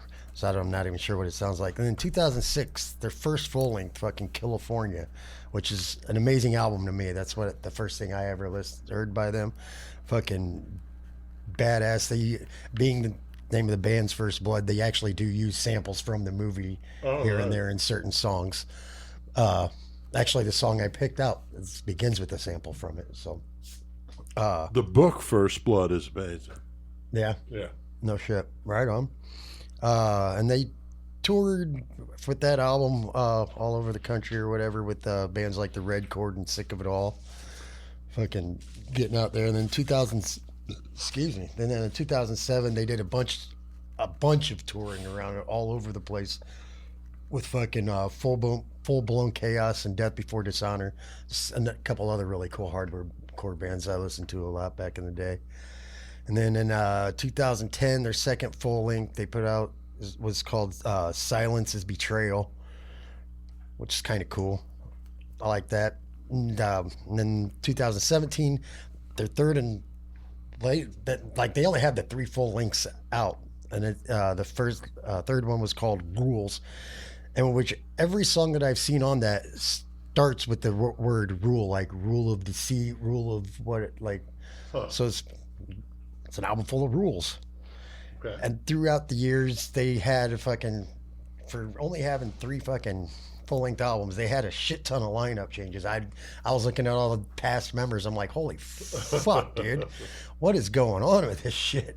Right. But yeah, their current lineup is Carl Schwartz on vocals, Robert Rosendale on bass, Johan Vesters on guitar, and Bobby Blood on drums. And they're still active today, even though like I said, they haven't put anything else since 2017. But yeah, they're still active today. They're just a really good hardcore band to listen to. Fucking heavy as shit, and just good band. Very cool. All right. Well, excellent. All right. Well, I got the Lost Classic this week. Hell yeah. And I went back to 1985. I remember this album coming out. This was right when I was starting to get into the heavier stuff. Hell Awaits by Slayer. Probably my favorite, only because, we've always said, that album that came out, when you're teens, when, you're first starting to get into shit, that's the ones that stick with you. This would be one for me. I love that album. At Dawn They Sleep. I mean, just so many great songs on there. Hell Awaits, of course, but the Antichrist was on the first one's one of my favorites as well. I love the old Slayer, but Hell Awaits is just so killer. So fucking A, man. So yeah. All right, what have we been listening to lately, Chris? What have you been jamming? Obviously, it was fucking First Blood. I was jamming them. Right. And I don't, just, me, man, just random shit. I should just write shit down when I'm listening to it, because I just like or pull up your history, and you could probably easily rattle off. For some reason, my Spotify history erased itself. Wow. Okay. Well, Joey, what about you, man? I was listening to some Embryonic Devourment. I was listening to some Alienation Mental. Let's see, fucking jamming some Syphilate, because I just fucking played a show with him. Word. So fucking jamming some of his new shit. And also some Embalmer, fucking Ohio Death Metal. Oh, yeah, some Ohio Death for sure. That's cool. We're eating Pop-Tarts because it's in the metal segment. I've been jamming the shit out of Eradicated. I mentioned them earlier, the Descendants album that just came out. Wow. Infestation. This is some German thrash. They got an album, first album out, called The Vermin Within. Really, really good. Then Shane over there in Winnipeg has been telling me about this band Godslut. Gotta know what a band called Godslut sounds like. So I checked it out. Procreation of God, really wicked technical death metal, 3-piece from Poland. So he said that's why he's, checking them out, because they're his kin.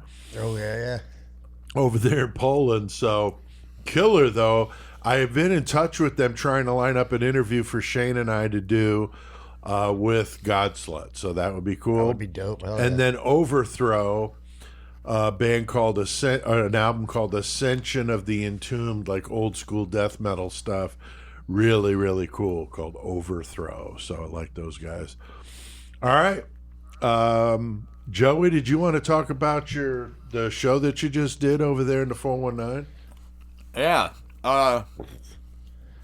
So last Friday, fucking a little spot we got in Oregon, Illinois, which is right outside Toledo, but Oregon, Illinois. Yeah, but they're a cool ass little fucking bar. And Hold on. I You played said Oregon, Illinois. Oh, Oregon, Ohio. My bad. Oregon, Ohio. But so I played a few shows there and shit. But anyway, so we knew the Friday 13th was, coming up in October. So a few months ago, me and my buddy Sean from Alien 666, we decided we'd throw a show together on that day. And I had just played with Syphilic in Chicago, which he is huge in the brutal death metal scene. And he just now has started, like, really playing shows. He's only played a couple. And so I asked him, because he's not even an hour from me south of Detroit. Right. And I was like, hey, man, like, what would it take for you to come out? And he told me what he wanted and fucking said he needed a ride and shit. I was like, hell yeah. So, got to kick it with Brian, who does Syphilic all day, which that was fucking cool. And we played the show, and we had a punk rock band Disturbio Social 313 from Detroit. They opened it up, and then our buddies in Natural Graffiti, they do some fucking just experimental. They do some Primus shit, some heavy shit. They're really fucking talented. They actually did a cover. They got a new guitarist, so they're kind of like working with what they got for a set, which I know how that goes. But they did a cover, though, a Call of Cthulhu, which was fucking nasty, fucking so good. Oh yeah. Then Alien 666, the homies, they played third. Syphilic played fourth because I didn't want to make him play last, and then I did a Goremonger set, so that shit was fucking fun. Very cool, very cool, excellent. Yeah, it was good turnout. Yeah, fucking decent turnout. I mean, it was a free show. I was trying to push just to get people there. It was pretty fucking full. I had some homies that came out. Fucking Montez from Indiana, Maria and her boyfriend Matt. They came out and awesome. Fucking yeah. I can't remember some of the fucking Michigan fucking homies came down, but yeah, super fun. That's awesome. Very cool. All right. Well, politically correct death metal. I came up with a few. All right. In case you guys didn't have any to share, Chris, Joey. Nope. No. I might go ahead and tell yours, and then I might surprise you. Okay. Well, I've got Bloodbath as cleaning your body with the liquid that runs through veins. Nice. Gorguts, shedding of bodily fluids and entrails, which probably sounds worse than Gorguts. Right, kind of. and then a local favorite here, Impetigo, with contagious bacterial skin infection, and then in parentheses, forming pustules and crusty sores. Fuck yeah. Which definitely sounds worse than Impetigo. So that's what I got. What about you, Joe? I came up with some this time. Oh, fuck yeah, dude. Now, I didn't really go with metal bands per se, so I got a few different ones. We'll see what y'all think. Alrighty then. So the Hard-Ons, punk rock band Hard-Ons, Phallic Stiffenings, okay. the Bare Naked Ladies, remember them? Yeah, yeah. Unclad Non-Biological Males, Twisted Sister, Mentally Fragile Sibling. There you go. There you go. I like that. Cheech and Chong, Latino and Asian.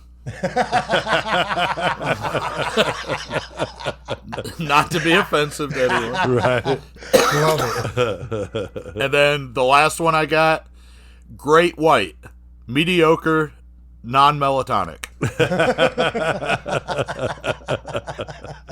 Nice. I like that. I mean, politically correct death metal can branch out into other things. I think that's awesome. Fuck yeah. Good to hear. The Bare Naked Ladies one is the one that I thought of, and I thought of it at work, and I was like, oh, I need to remember to do that this time. That's funny. So, listeners, if you got any you want to share, please send them to us at pete@murdermetalmayhem.com. I am talking to the manager of the band Eradicated about doing an interview with the singer, who is, I believe, the only member of the band that can speak English. They're on tour now, as I mentioned, with Soilwork, but he's even going to try to see if he can do it from the tour bus, which would be badass as fuck. Never done one of those. So Shane has been really into them as well. So I was going to do that with Shane. And he was down, and because Tex really enjoyed talking to Mick, so I thought, oh, let's see if Shane wants to get involved in some of these, so the metal ones. So, and then if I line up that Godslut interview, he's going to do that one as well. So that'll be cool. And speaking of Shane and speaking of metal, talking about our 666 seconds of metal. Shane may be involved, will be involved. How much, I don't know yet. I'm going to do the first few myself and then start incorporating other people into the format. But he's going to be involved in it. He's interested in it, and I think that's really great. So, and I know you guys will probably be in on it. I mean, we're all going to be involved in some way. The thumbnail graphic art software I got really does a good job, so they'll look really cool, and the StreamYard software to record with looks really awesome. So I'm really excited to roll this out and get these going. So very, very soon, definitely by the end of the month. I'm hoping even before that. So now, Chris, you got the horns next. Why do I get it 2 times in a row? Yeah, that's right. Why do you have it 2 times in a row? Joey, do you have the horns next? Yeah, but I don't know what I'm doing yet. Okay. Yeah, I was reading the notes and I saw Chris's name. And I wasn't thinking either. Yeah. I will come up with something though. Yeah, it's funny because I used the notes from the week before to do the notes for the episode. I just change shit. I just change stuff, so every now and then one like that will get by. Yeah, that's funny. All right. By the way, did y'all notice I made it all the way through the fucking murder segment without getting up and take a piss? No, I didn't know that. You got a catheter or something over there? A piss jug? That guess. So the 666 seconds of metal is going to be super cool. I'm excited to try it and get this channel growing, because right now we're just kind of stagnant, just under 200 subscribers, but like to see it, really blow up. So what about the latest with Goremonger and the distro, Joey? Anything you wanted to mention? Not too much off top. If anybody wants some CDs, just hit me up. I sold out of all my t-shirts, so I'll have to order new ones, which is not a bad problem to have. But no, it's not. We have Murder Metal Mayhem shirts, so fucking hit us up and get one of our shirts. That's right. Yes. That's right. And the holidays are coming up, so you can get some presents for people. Exactly. Murder Metal Mayhem shit. Exactly. So, and that 666 Club, that would be a nice gift for a loved one. Patreon is how you could support us, $3 a month, and you get the episodes early, you get discounts on merch, and it's just a cool thing. And now I'm starting to do a new thing through Outlook to get a hold of the 666 Club members a little more easily than the way I was doing it before. And so yeah, you want to get in on that shit. I'll link to that in the episode description. All right, well, we have done plenty of metal tonight. So, Joey, tell me what the fuck we need to do. Boom! Let's get our fucking mayhem on.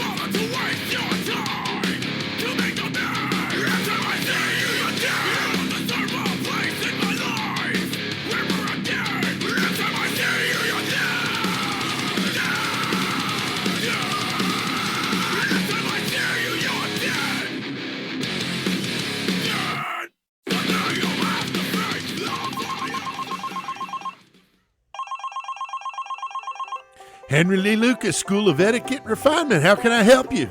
Well, hello, sir. I was looking to sign up my daughter for your young ladies program. Oh, we love them young. Here. That sounds great. How old are we talking? Well, she's 13, and we'd like to have her learn some nice Southern etiquette. 13 is just right. There's grass on that field. She's good to play ball, we say around here. Does she have titties yet? Excuse me? Did you just ask about her breasts? Well, yeah. For that young ladies program, she needs to have some nice perky titties and an ass we could bounce a quarter off of. Nice and firm. Then they'll learn real good. Sir, you're making me a bit uncomfortable talking about my daughter like that. Well, you sound pretty hot yourself. You want to come along? We could always use someone to jerk us off while your daughter's being refined with her knees in her chest. This is preposterous. God damn. What the fuck? Wow, that's a blast from our past there. 2019, the Henry Lee Lucas School of Etiquette. Wow, I was the receptionist there. Joey's the caller. That was so funny. That was the old commercials. 2019. So, Jesus. and you know what, guys? They're going to be able to hear that and all the other ones when they get a copy of Hysterical, Distasteful, and Stupid. I mean, that's the perfect name for an album of Murder Metal Mayhem. And there's 38 of the old commercials on there. So really, really funny shit. Putting it together now. We got a Bandcamp page that will sell it. We'll also be selling it on our website, murdermetalmayhem.com. So just keep listening. Once it's available, you're going to know, and it's going to be soon. So the perfect thing for the holidays. You know, give your Aunt Mabel a copy of Hysterical, Distasteful, and Stupid. All right? Mentioned Tomes of Terror, man. That was awesome. That event I was a part of last week at the Red Raccoon Games, and it went really well, and that was on Saturday. So thanks to everybody that came out. People. Loaded with people. My PayPal app wasn't working for getting credit cards and debit cards, and I'm looking at this room filling up as the place opens, and I'm like, are you fucking kidding me? I can't take debit or credit cards? Like, I'm not going to get any fucking sale. So I'm like scrambling, and it's telling me to download this other PayPal called Zettle, and I'm like, God damn it. I'm like fucking trying to do this shit, and people are lining up and looking at books, and I got it to work. I don't even know how it happened. I pulled it together and kicked complete ass. So thanks everybody that came out. And I'll be there I'll be at the local authors fair at the Peoria Public Library, and that's the North Branch, not downtown, on Saturday, November 4th, that's 2023, from 1 to 4. So there's a lot of good authors that'll be at that one. So if you missed Red Raccoon Games, which is a fucking cool store if you're into gaming and shit like that. They got so much gaming. They got so much stuff there, but and puzzles and all kinds of fucking shit. Yeah, man. It was really cool. But before that, though, I wanted to mention this little mayhem that happened to me. Now, I went and listened to the episode, okay, because I was wondering, I was in my mind thinking it had to sound on my end, not your guys' end. On my end, that I was a complete it just sounded like shit. I thought in my mind, this is going to sound like shit, because I got to say, I was sicker than I have ever been in my entire life. I could not think of a time that I was that sick. About halfway through, I didn't feel good coming in. Right. And I told you that, Chris. Yeah. But when I was here doing that, I got from bad to worse, like to the point. I saw you start sweating really fucking hard. Dude. I was like, something's really fucking wrong here. Like, I've never been this sick. Like, this is fucked up. And I'm wondering, like, do I need to go to the fucking hospital? You know, because I don't need to and I was getting my flu shot the next day. Oh, yeah. So I hadn't had the flu shot yet, so I was thinking maybe I got a fucking bad case of the flu. So anyway, we fucking managed to pull it off. Like I said, I listen back, I can't hear it. So it was the acting was there because I really had to pull it from somewhere because I felt so bad. Every part of me hurt. Like, it was awful. I went in the house and I'm on the couch and I'm fucking burning up, and not with fever. I was just sweating. And I told her, and I was so fucking nervous. Like, I hadn't slept in like 3 days, but a couple hours every night. Right. Awful, laying there, fuck, can't sleep, get up, walk around. Like, I was completely out of sorts from Sunday to Tuesday night. Wednesday, I was just as sick. I had to call off the interview. That's how sick I was. Yeah. That interview I was supposed to do at ISU, I canceled that. And I laid in bed and I was throwing up. I mean, it was fucking terrible. And I was really concerned. But then I started easing up on Wednesday night a little bit. She gets home from work and we're talking, and she's like, how long have you been out of that medicine? Now, the VA, I get all my medicine from them online. But the problem is that, and it's randomly, it seems, certain medications, once my refills are up, it goes off the list. I'm on so many different medications, I don't sit there and go down the fucking list with a checkbox and make sure I got them all. Right. If there's refills to be ordered, I order them and then they send them to me. Like, that's all I fucking do.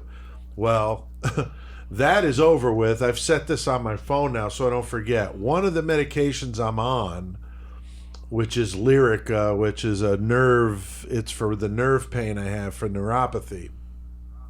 Oh, I've abused Lyrica before. I've abused Lyrica.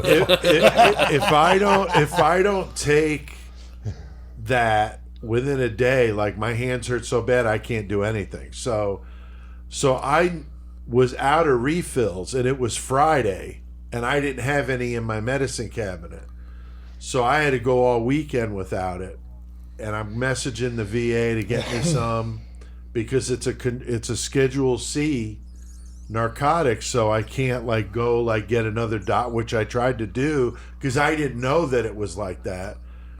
My civilian neurologist wrote me a prescription for it, but then CVS is like, wait a minute, you get this from the VA, so we won't fill it.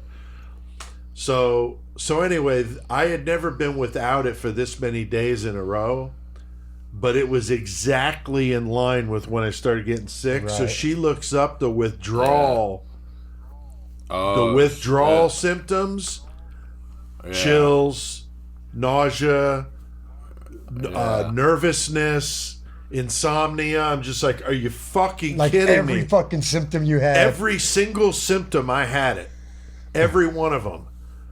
So this, though, Wednesday was when I was in the afternoon. I was starting to feel a little bit better.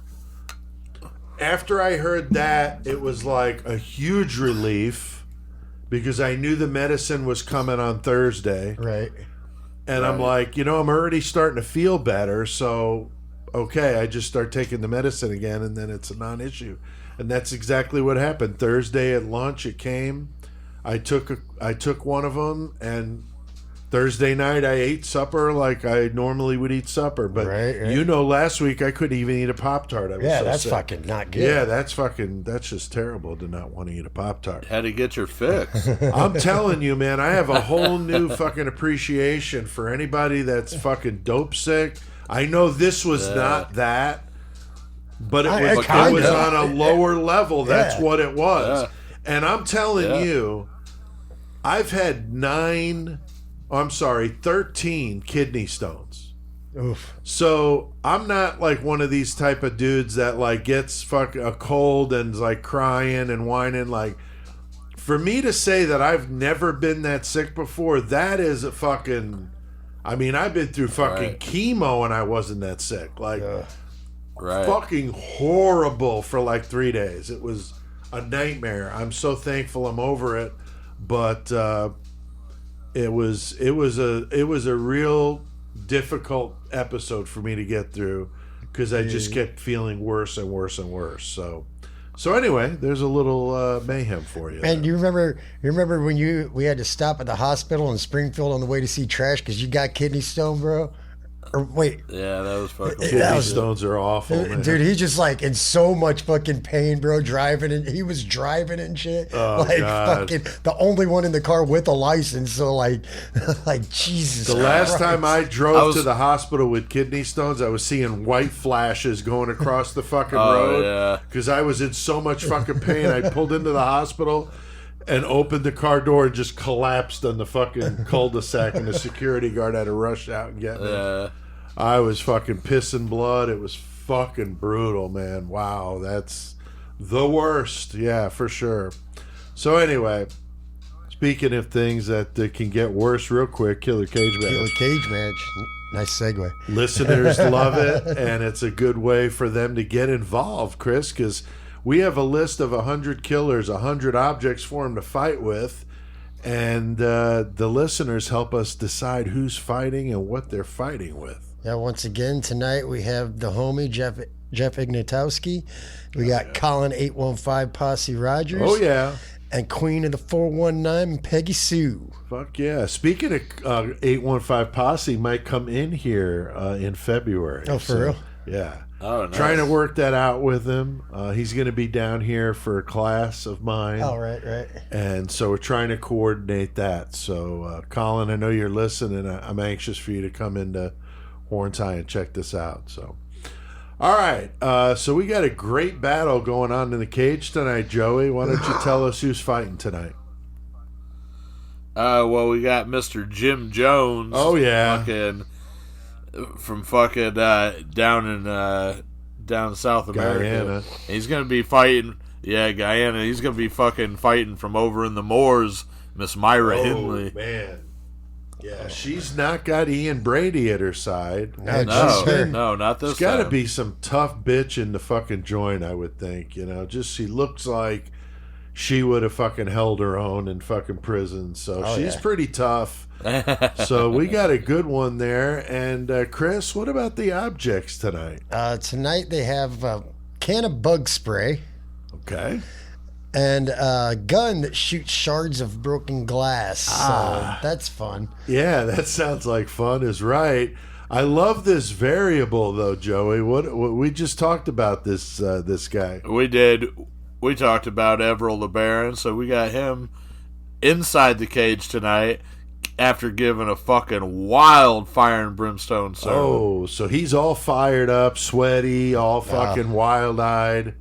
Interesting. And when you're fired up, you also have smoke. That's right. That's Yes, you right. And you got the song. Nice segue, Joey. Got some smoke on the water. Some. Hell yeah. So here we go. We got Captain Kool-Aid, Jim Jones, going up against Myra Hindley with a can of bug spray, a gun that shoots shards of glass, and Everil LeBaron after giving a wild fucking sermon, and the song is Smoke on the Water by Deep Purple. Yeah. Chris, where the fuck do we go here? I mean, obviously, like we just said, it's just jam. It's just dun dun dun dun dun dun dun. Fuck yeah. Just fucking smoke on the water. Fucking Myra Hindley, she sees that fucking can. And I don't know if you've ever seen pictures of Myra Hindley. She fucking, her hair, dude, she thought that was a can of hairspray. Oh, so she's no. spraying that all up in her Oh, fucking shit. hair and shit. Fucking, oh man, it gets in her fucking eyes. She can't see shit. Fucking Jim Jones is looking over at Herbal. He's like, hold on, man. We don't have the same religion, but how do we combine our cults? Oh, wow. I What never thought of what do that. we got to do to get all these people together and we can just kill them all at the same time? Dun, dun, dun, dun, dun, dun, dun. Fucking so they Herbal and fucking Jim, they fucking sitting back, they're working something out, but they fucking forgot that fucking gun's still sitting there. Fucking Myra, she's got her eyes all cleaned out. She reaches over and grabs that gun and she's like, I'm going to kill both of you because I got all these fucking kids I got to kill too. I'm killing them, not you. So she shoots both of them with the fucking shards of glass, fucking giving it to fucking Myra. Okay. All right. Joey, Yeah. Joey, what do you All think, right, dude? All right. I think what's going to happen in this one, let's see. So, when the bell rings, you got some smoke on the water just fucking blaring. Now everybody knows what's going on. The problem is, is that the fucking CD got stuck on repeat, so it's just going dun, dun, dun, over and over and over. And somewhere in our fucking Murder Metal Mayhem audience, there's somebody just acting like Beavis the whole time going dun, dun, dun, dun, dun, dun. So you just hear this. I'm not going to say it's Michael. I'm not going to say it's your brother It's not Michael. Michael, but it might could be. Yeah. Okay. So anyway, so we already got we got the music going. It's fucking crazy. The fucking place is pumping. It's live as fuck. Now, Myra Hindley, she knows that she's at a disadvantage because she's fucking, a little more petite. Jim Jones, he's a pretty fucking big dude. She's fucking really worried about what's going on. So her whole game is fucking dodge and move, and she's fucking gonna wear out the big motherfucker like a Frankenstein. Right. But as they're fucking going, Jim Jones, he can't help but look over and see this motherfucker Everett over there. LeBaron, he's like, is this motherfucker preaching? Does he think he can preach? Oh. So from one side of the killer cage match, Jim Jones starts fucking laying out his prophecies to this motherfucker and letting him know the fucking deal. Everett LeBaron, he fucking turns around, looks dead in the fucking glasses of Jim Jones. He's like, are you stepping to me with this fucking preaching shit? Because I'm about to fucking clean house with your ass, homie. And fucking Everett just starts fucking preaching the word of the fucking snake handlers. Fucking Jim Jones, he don't give a fuck about that because they had fucking pythons and boa constrictors in Guyana. He don't care about handling snakes. Snakes handle you down there, motherfucker. You don't even know. So as this is going on, and as the Beavis is screaming "dat dat dat" in the stands, Myra Hindley's like, man, this is my only chance. She grabs the can of bug spray and the gun that shoots the shards of glass. She fucking puts them together to create a gun that fucking is automatic fire now because she fucking hooked it up, and she fucking just sprays bug fucking infected DDT shards of glass at motherfuckers. And she just lights up Jim Jones and fucking Everett LeBaron like a motherfucker. She fucking kills the shit out of them, and that's how Myra Hindley walks out of this a winner tonight. Damn. Fuck yeah. Fuck yeah, some killer cage match, always a favorite. I enjoy it too, and the listeners obviously do as well, so awesome. All right, Creation of Chaos 4, that's my short story collection. It's out now, so go to PeteAltieri.com to buy one. I got a web store, you can purchase that and my other books. I got a sale going on, so go do that, PeteAltieri.com. I'm also going to be doing weekly videos on another YouTube channel I'm getting ready to start for the writing side of things, but I'm starting with the Murder Metal Mayhem stuff. I'm also doing some cross promotion with Sick Rick masks, and when you buy one of his new LaVey masks like we did, you get a free audio version of my short story One Night with the Blood Countess. So, When you got the mask, did you get the free audio book? yeah, it's funny. He actually emailed me and says, "I know you already got a copy of this." It was pretty funny. I was laughing. That's great. Yeah, Rick is great. So it's from the Creation of Chaos 4 book. But if you go to sickrickmasks.com, I link to that in the episode description. You can get a copy of that. Get any one of the masks that you want there. All right. Let me say something I meant to say earlier, kind of in metal, but the Sick Rick thing kind of brought it up. My buddy Brian that did Syphilic, who I was talking about, I just played a show with. He's got he had the Albert Fish mask. He had that in his house when I went there. Oh, right. But anyway, fucking, I had seen pictures of him at some convention, I think, where he got it. Rick had pictures of him, and I was like, hey, that's Brian right there. Nice. But anyway, fucking, okay, man, I walked in this dude's house, Brian, now, I knew that this dude was a fucking huge Metallica fan, right? Like, this dude is a huge fan. I didn't fucking understand until I went in this dude's house. Really? And he was, wow. he said, hey man, I remember a while back I had shot him some fucking pictures of my tapes, and I had like the Creepin' Death and the Jump in the Fire cassettes, the Music for Nations, which I still got them. And I was like all stoked. I was like, oh, check these out, bro. And he was like, oh, that ain't shit, you know? But anyway, fucking, I walk in this dude's house. He brings me in this room. I have never seen anything like this. He has a fucking wall-to-wall, just like multiple shelves full of every kind of Metallica album, every kind of format. He pulled out this fucking box, and it was like 150 Master of Puppets CDs, all different. Get the fuck out of here. They were all different pressings, all the BMG pressings, all the Germany or whatever. And he's got... He pulled up his fucking his Discogs or whatever, and he's got like all his shit fucking listed on there. And it's like thousands upon thousands of entries of nothing but Metallica. Wow. So anyway, I just had to bring that up because that shit like really blew my mind when I saw that. I said, what the fuck? He was talking about, he was showing me like fucking test copy presses vinyl of like Ride the Lightning and shit. Wow. You know what I'm saying? Like, and he was talking about like fucking, you know, some of the biggest ones he's sold. I think was like $3,600 record or some shit. I was like, what the fuck? And obviously, there's other people in the world that are, you know, even bigger than him. Right. But yeah, no, that shit blew my mind. I had to bring that up. Yeah, that's pretty crazy, man. Well, hell yeah. Well, I think we've done plenty of mayhem tonight, guys. So let's hit the fucking outro.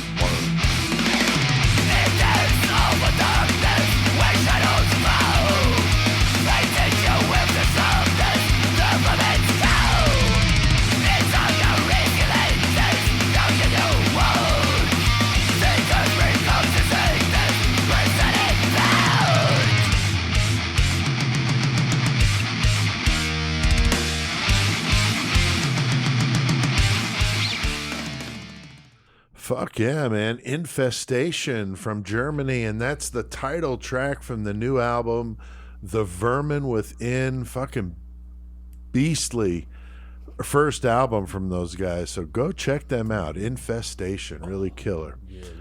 Bumper music tonight, Joey. Who did we play? Infestation, Eradicated, and Chris did the segment on fucking Wham. Fucking Wham. First fucking blood. They reminded me a lot of Propane, which I really like. Propane, right? That hardcore metal stuff, definitely. Some of it I like, some of it I don't like, but that was cool. Big thanks to Tex and that 10-gallon hat of his for coming on with us tonight. Always great to get him involved, especially when we're doing a Texas case or a prison case. Especially one that he was so close to. Yeah, I mean, very, very real reactions there from him, which always brings that air of believability to the whole thing. You know, love getting Tex involved in more stuff. I mentioned Shane and I getting more into maybe some interviews together and then possibly having him involved in some way with the 666 Seconds of Metal show that we're doing. But the Eradicated interview, I hope, is coming together soon, and that God Slut interview as well, and keep you guys posted on that. The metal segment intro, Chris. Fucking great metal. Yeah, what the fuck? The Great Metal Motherfucker by Crysis. And I ain't even drunk, dude. Shit. Comparatively. And the Murder Metal Mayhem intro music is Crawl Space by Low 12. Thanks to everybody out there listening. We keep seeing those numbers and just comments, and just very cool, very humbling. And we appreciate it very much. And so, Chris, why don't we read a few? Yes, sir. We got fucking Minnie Mouse 666 says, at first I thought you guys were fucking stupid, but after listening to a few episodes, you got me laughing my ass off. I love what you guys do. My boyfriend and I are big fans in Fort Myers, Florida. Oh, yeah. Hell yeah. Everybody thinks we're stupid. We are stupid. Yeah. Well, that one lady said we were the Beavis and Butthead. When we first started, you guys are like the Beavis and Butthead of podcast. And we took that as a compliment. So That's right. That's right. Joey, how about that second one, dude? Second one is Benji Yorkshire 56 said, "Hello from Venice, Italy. I love your podcast. I'm a big true crime nut. I'm also a metalhead. The two go so well together." I agree with this. I 100% agree with that. And Benji there, my homeland of Italy. Very cool. Venice, Italy at that. All right, Dana Brown 779 comments. Murder Metal Mayhem is the best podcast out there. Been listening since 2020, and every week is fucking great. Please don't change anything. I love that you are keeping CK's memory alive every week. We all miss him. So fuck yeah. Thanks, Dana. And this last one we got here says Jordan loves Henry. Says, I love the Russell Williams episode you did, but who the fuck steals dildos? Shane is great to have on for those Canadian stories. You guys fucking rock. Hell yeah, I agree. I mean, who the fuck's stealing this poor woman's dildos? She was very proud of that dildo collection, and that fucking prick stole them. Anyway, yeah, so I agree, Jordan. That's just bullshit. What she got. That was her vanity. That's what she got her karma. Right. And she could have just gone and bought a fucking Richard Ramirez dildo from fucking Nico at serialpleasures.com there. So go buy a Richard Ramirez or the John Wayne Gacy butt plug. Oh yeah. What was that, Chris? They got your crawl space covered or something. It was pretty bad. So anyway, we're going to talk about that when we interview Nico Clo. I can't believe it. This Sunday we're going to be talking to him. So it'll be interesting. Check out murdermetalmayhem.com. It's our website. You can get some merch, like Joey mentioned, the t-shirts. Joey's distro, we got the link to that in the episode description. So if you want to get anything from him, you can get. And I also got a show coming up, fucking October 27th in Dayton, Ohio. Nice. With cum-soaked corpses leaking rectal discharge from Florida. So fucking nice. If any of our listeners from down there, or Cleveland, or somewhere close to Columbus, or wherever the fuck, come out to that. Sounds like a nice Christian band there. That's wonderful. All right. Like us on Facebook, at least our group, since they kicked us off there. Follow us on Twitter and subscribe to that YouTube channel. We got that Patreon if you want to support that. We appreciate all of you that do. And you can do that on our website, murdermetalmayhem.com, or by going to patreon.com/murdermetalmayhem. All right, but we can't let him go without hearing a karaoke song, a little blast from the past, so crank this shit up. And until next time, keep one foot in the gutter. Keep your fist wrapped against the firing trigger. Boom. So many nights I sit by my window, waiting for someone to sing me their song. So many dreams I kept deep inside me, alone in the dark. But now you've come along, and you light up my life. You give me hope to carry on. You light up my days and fill my nights with song. Rolling at sea, adrift on the water. Could it be finally I'm turning for home? Finally a chance to say, hey, I fucking love you. Never again to be all alone. And you light up my life. You give me hope to carry on. You light up my days and fill my nights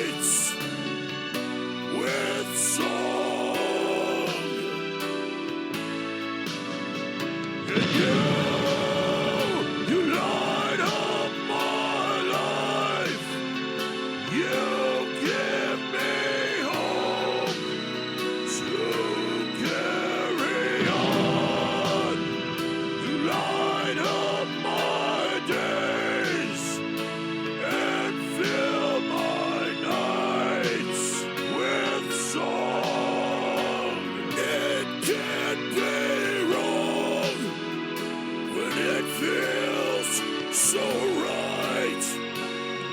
'Cause you light up my fucking life.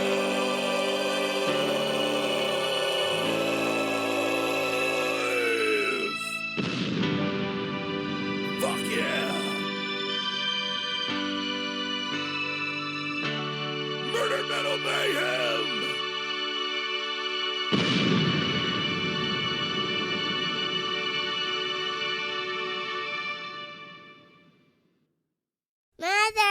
Mother, man.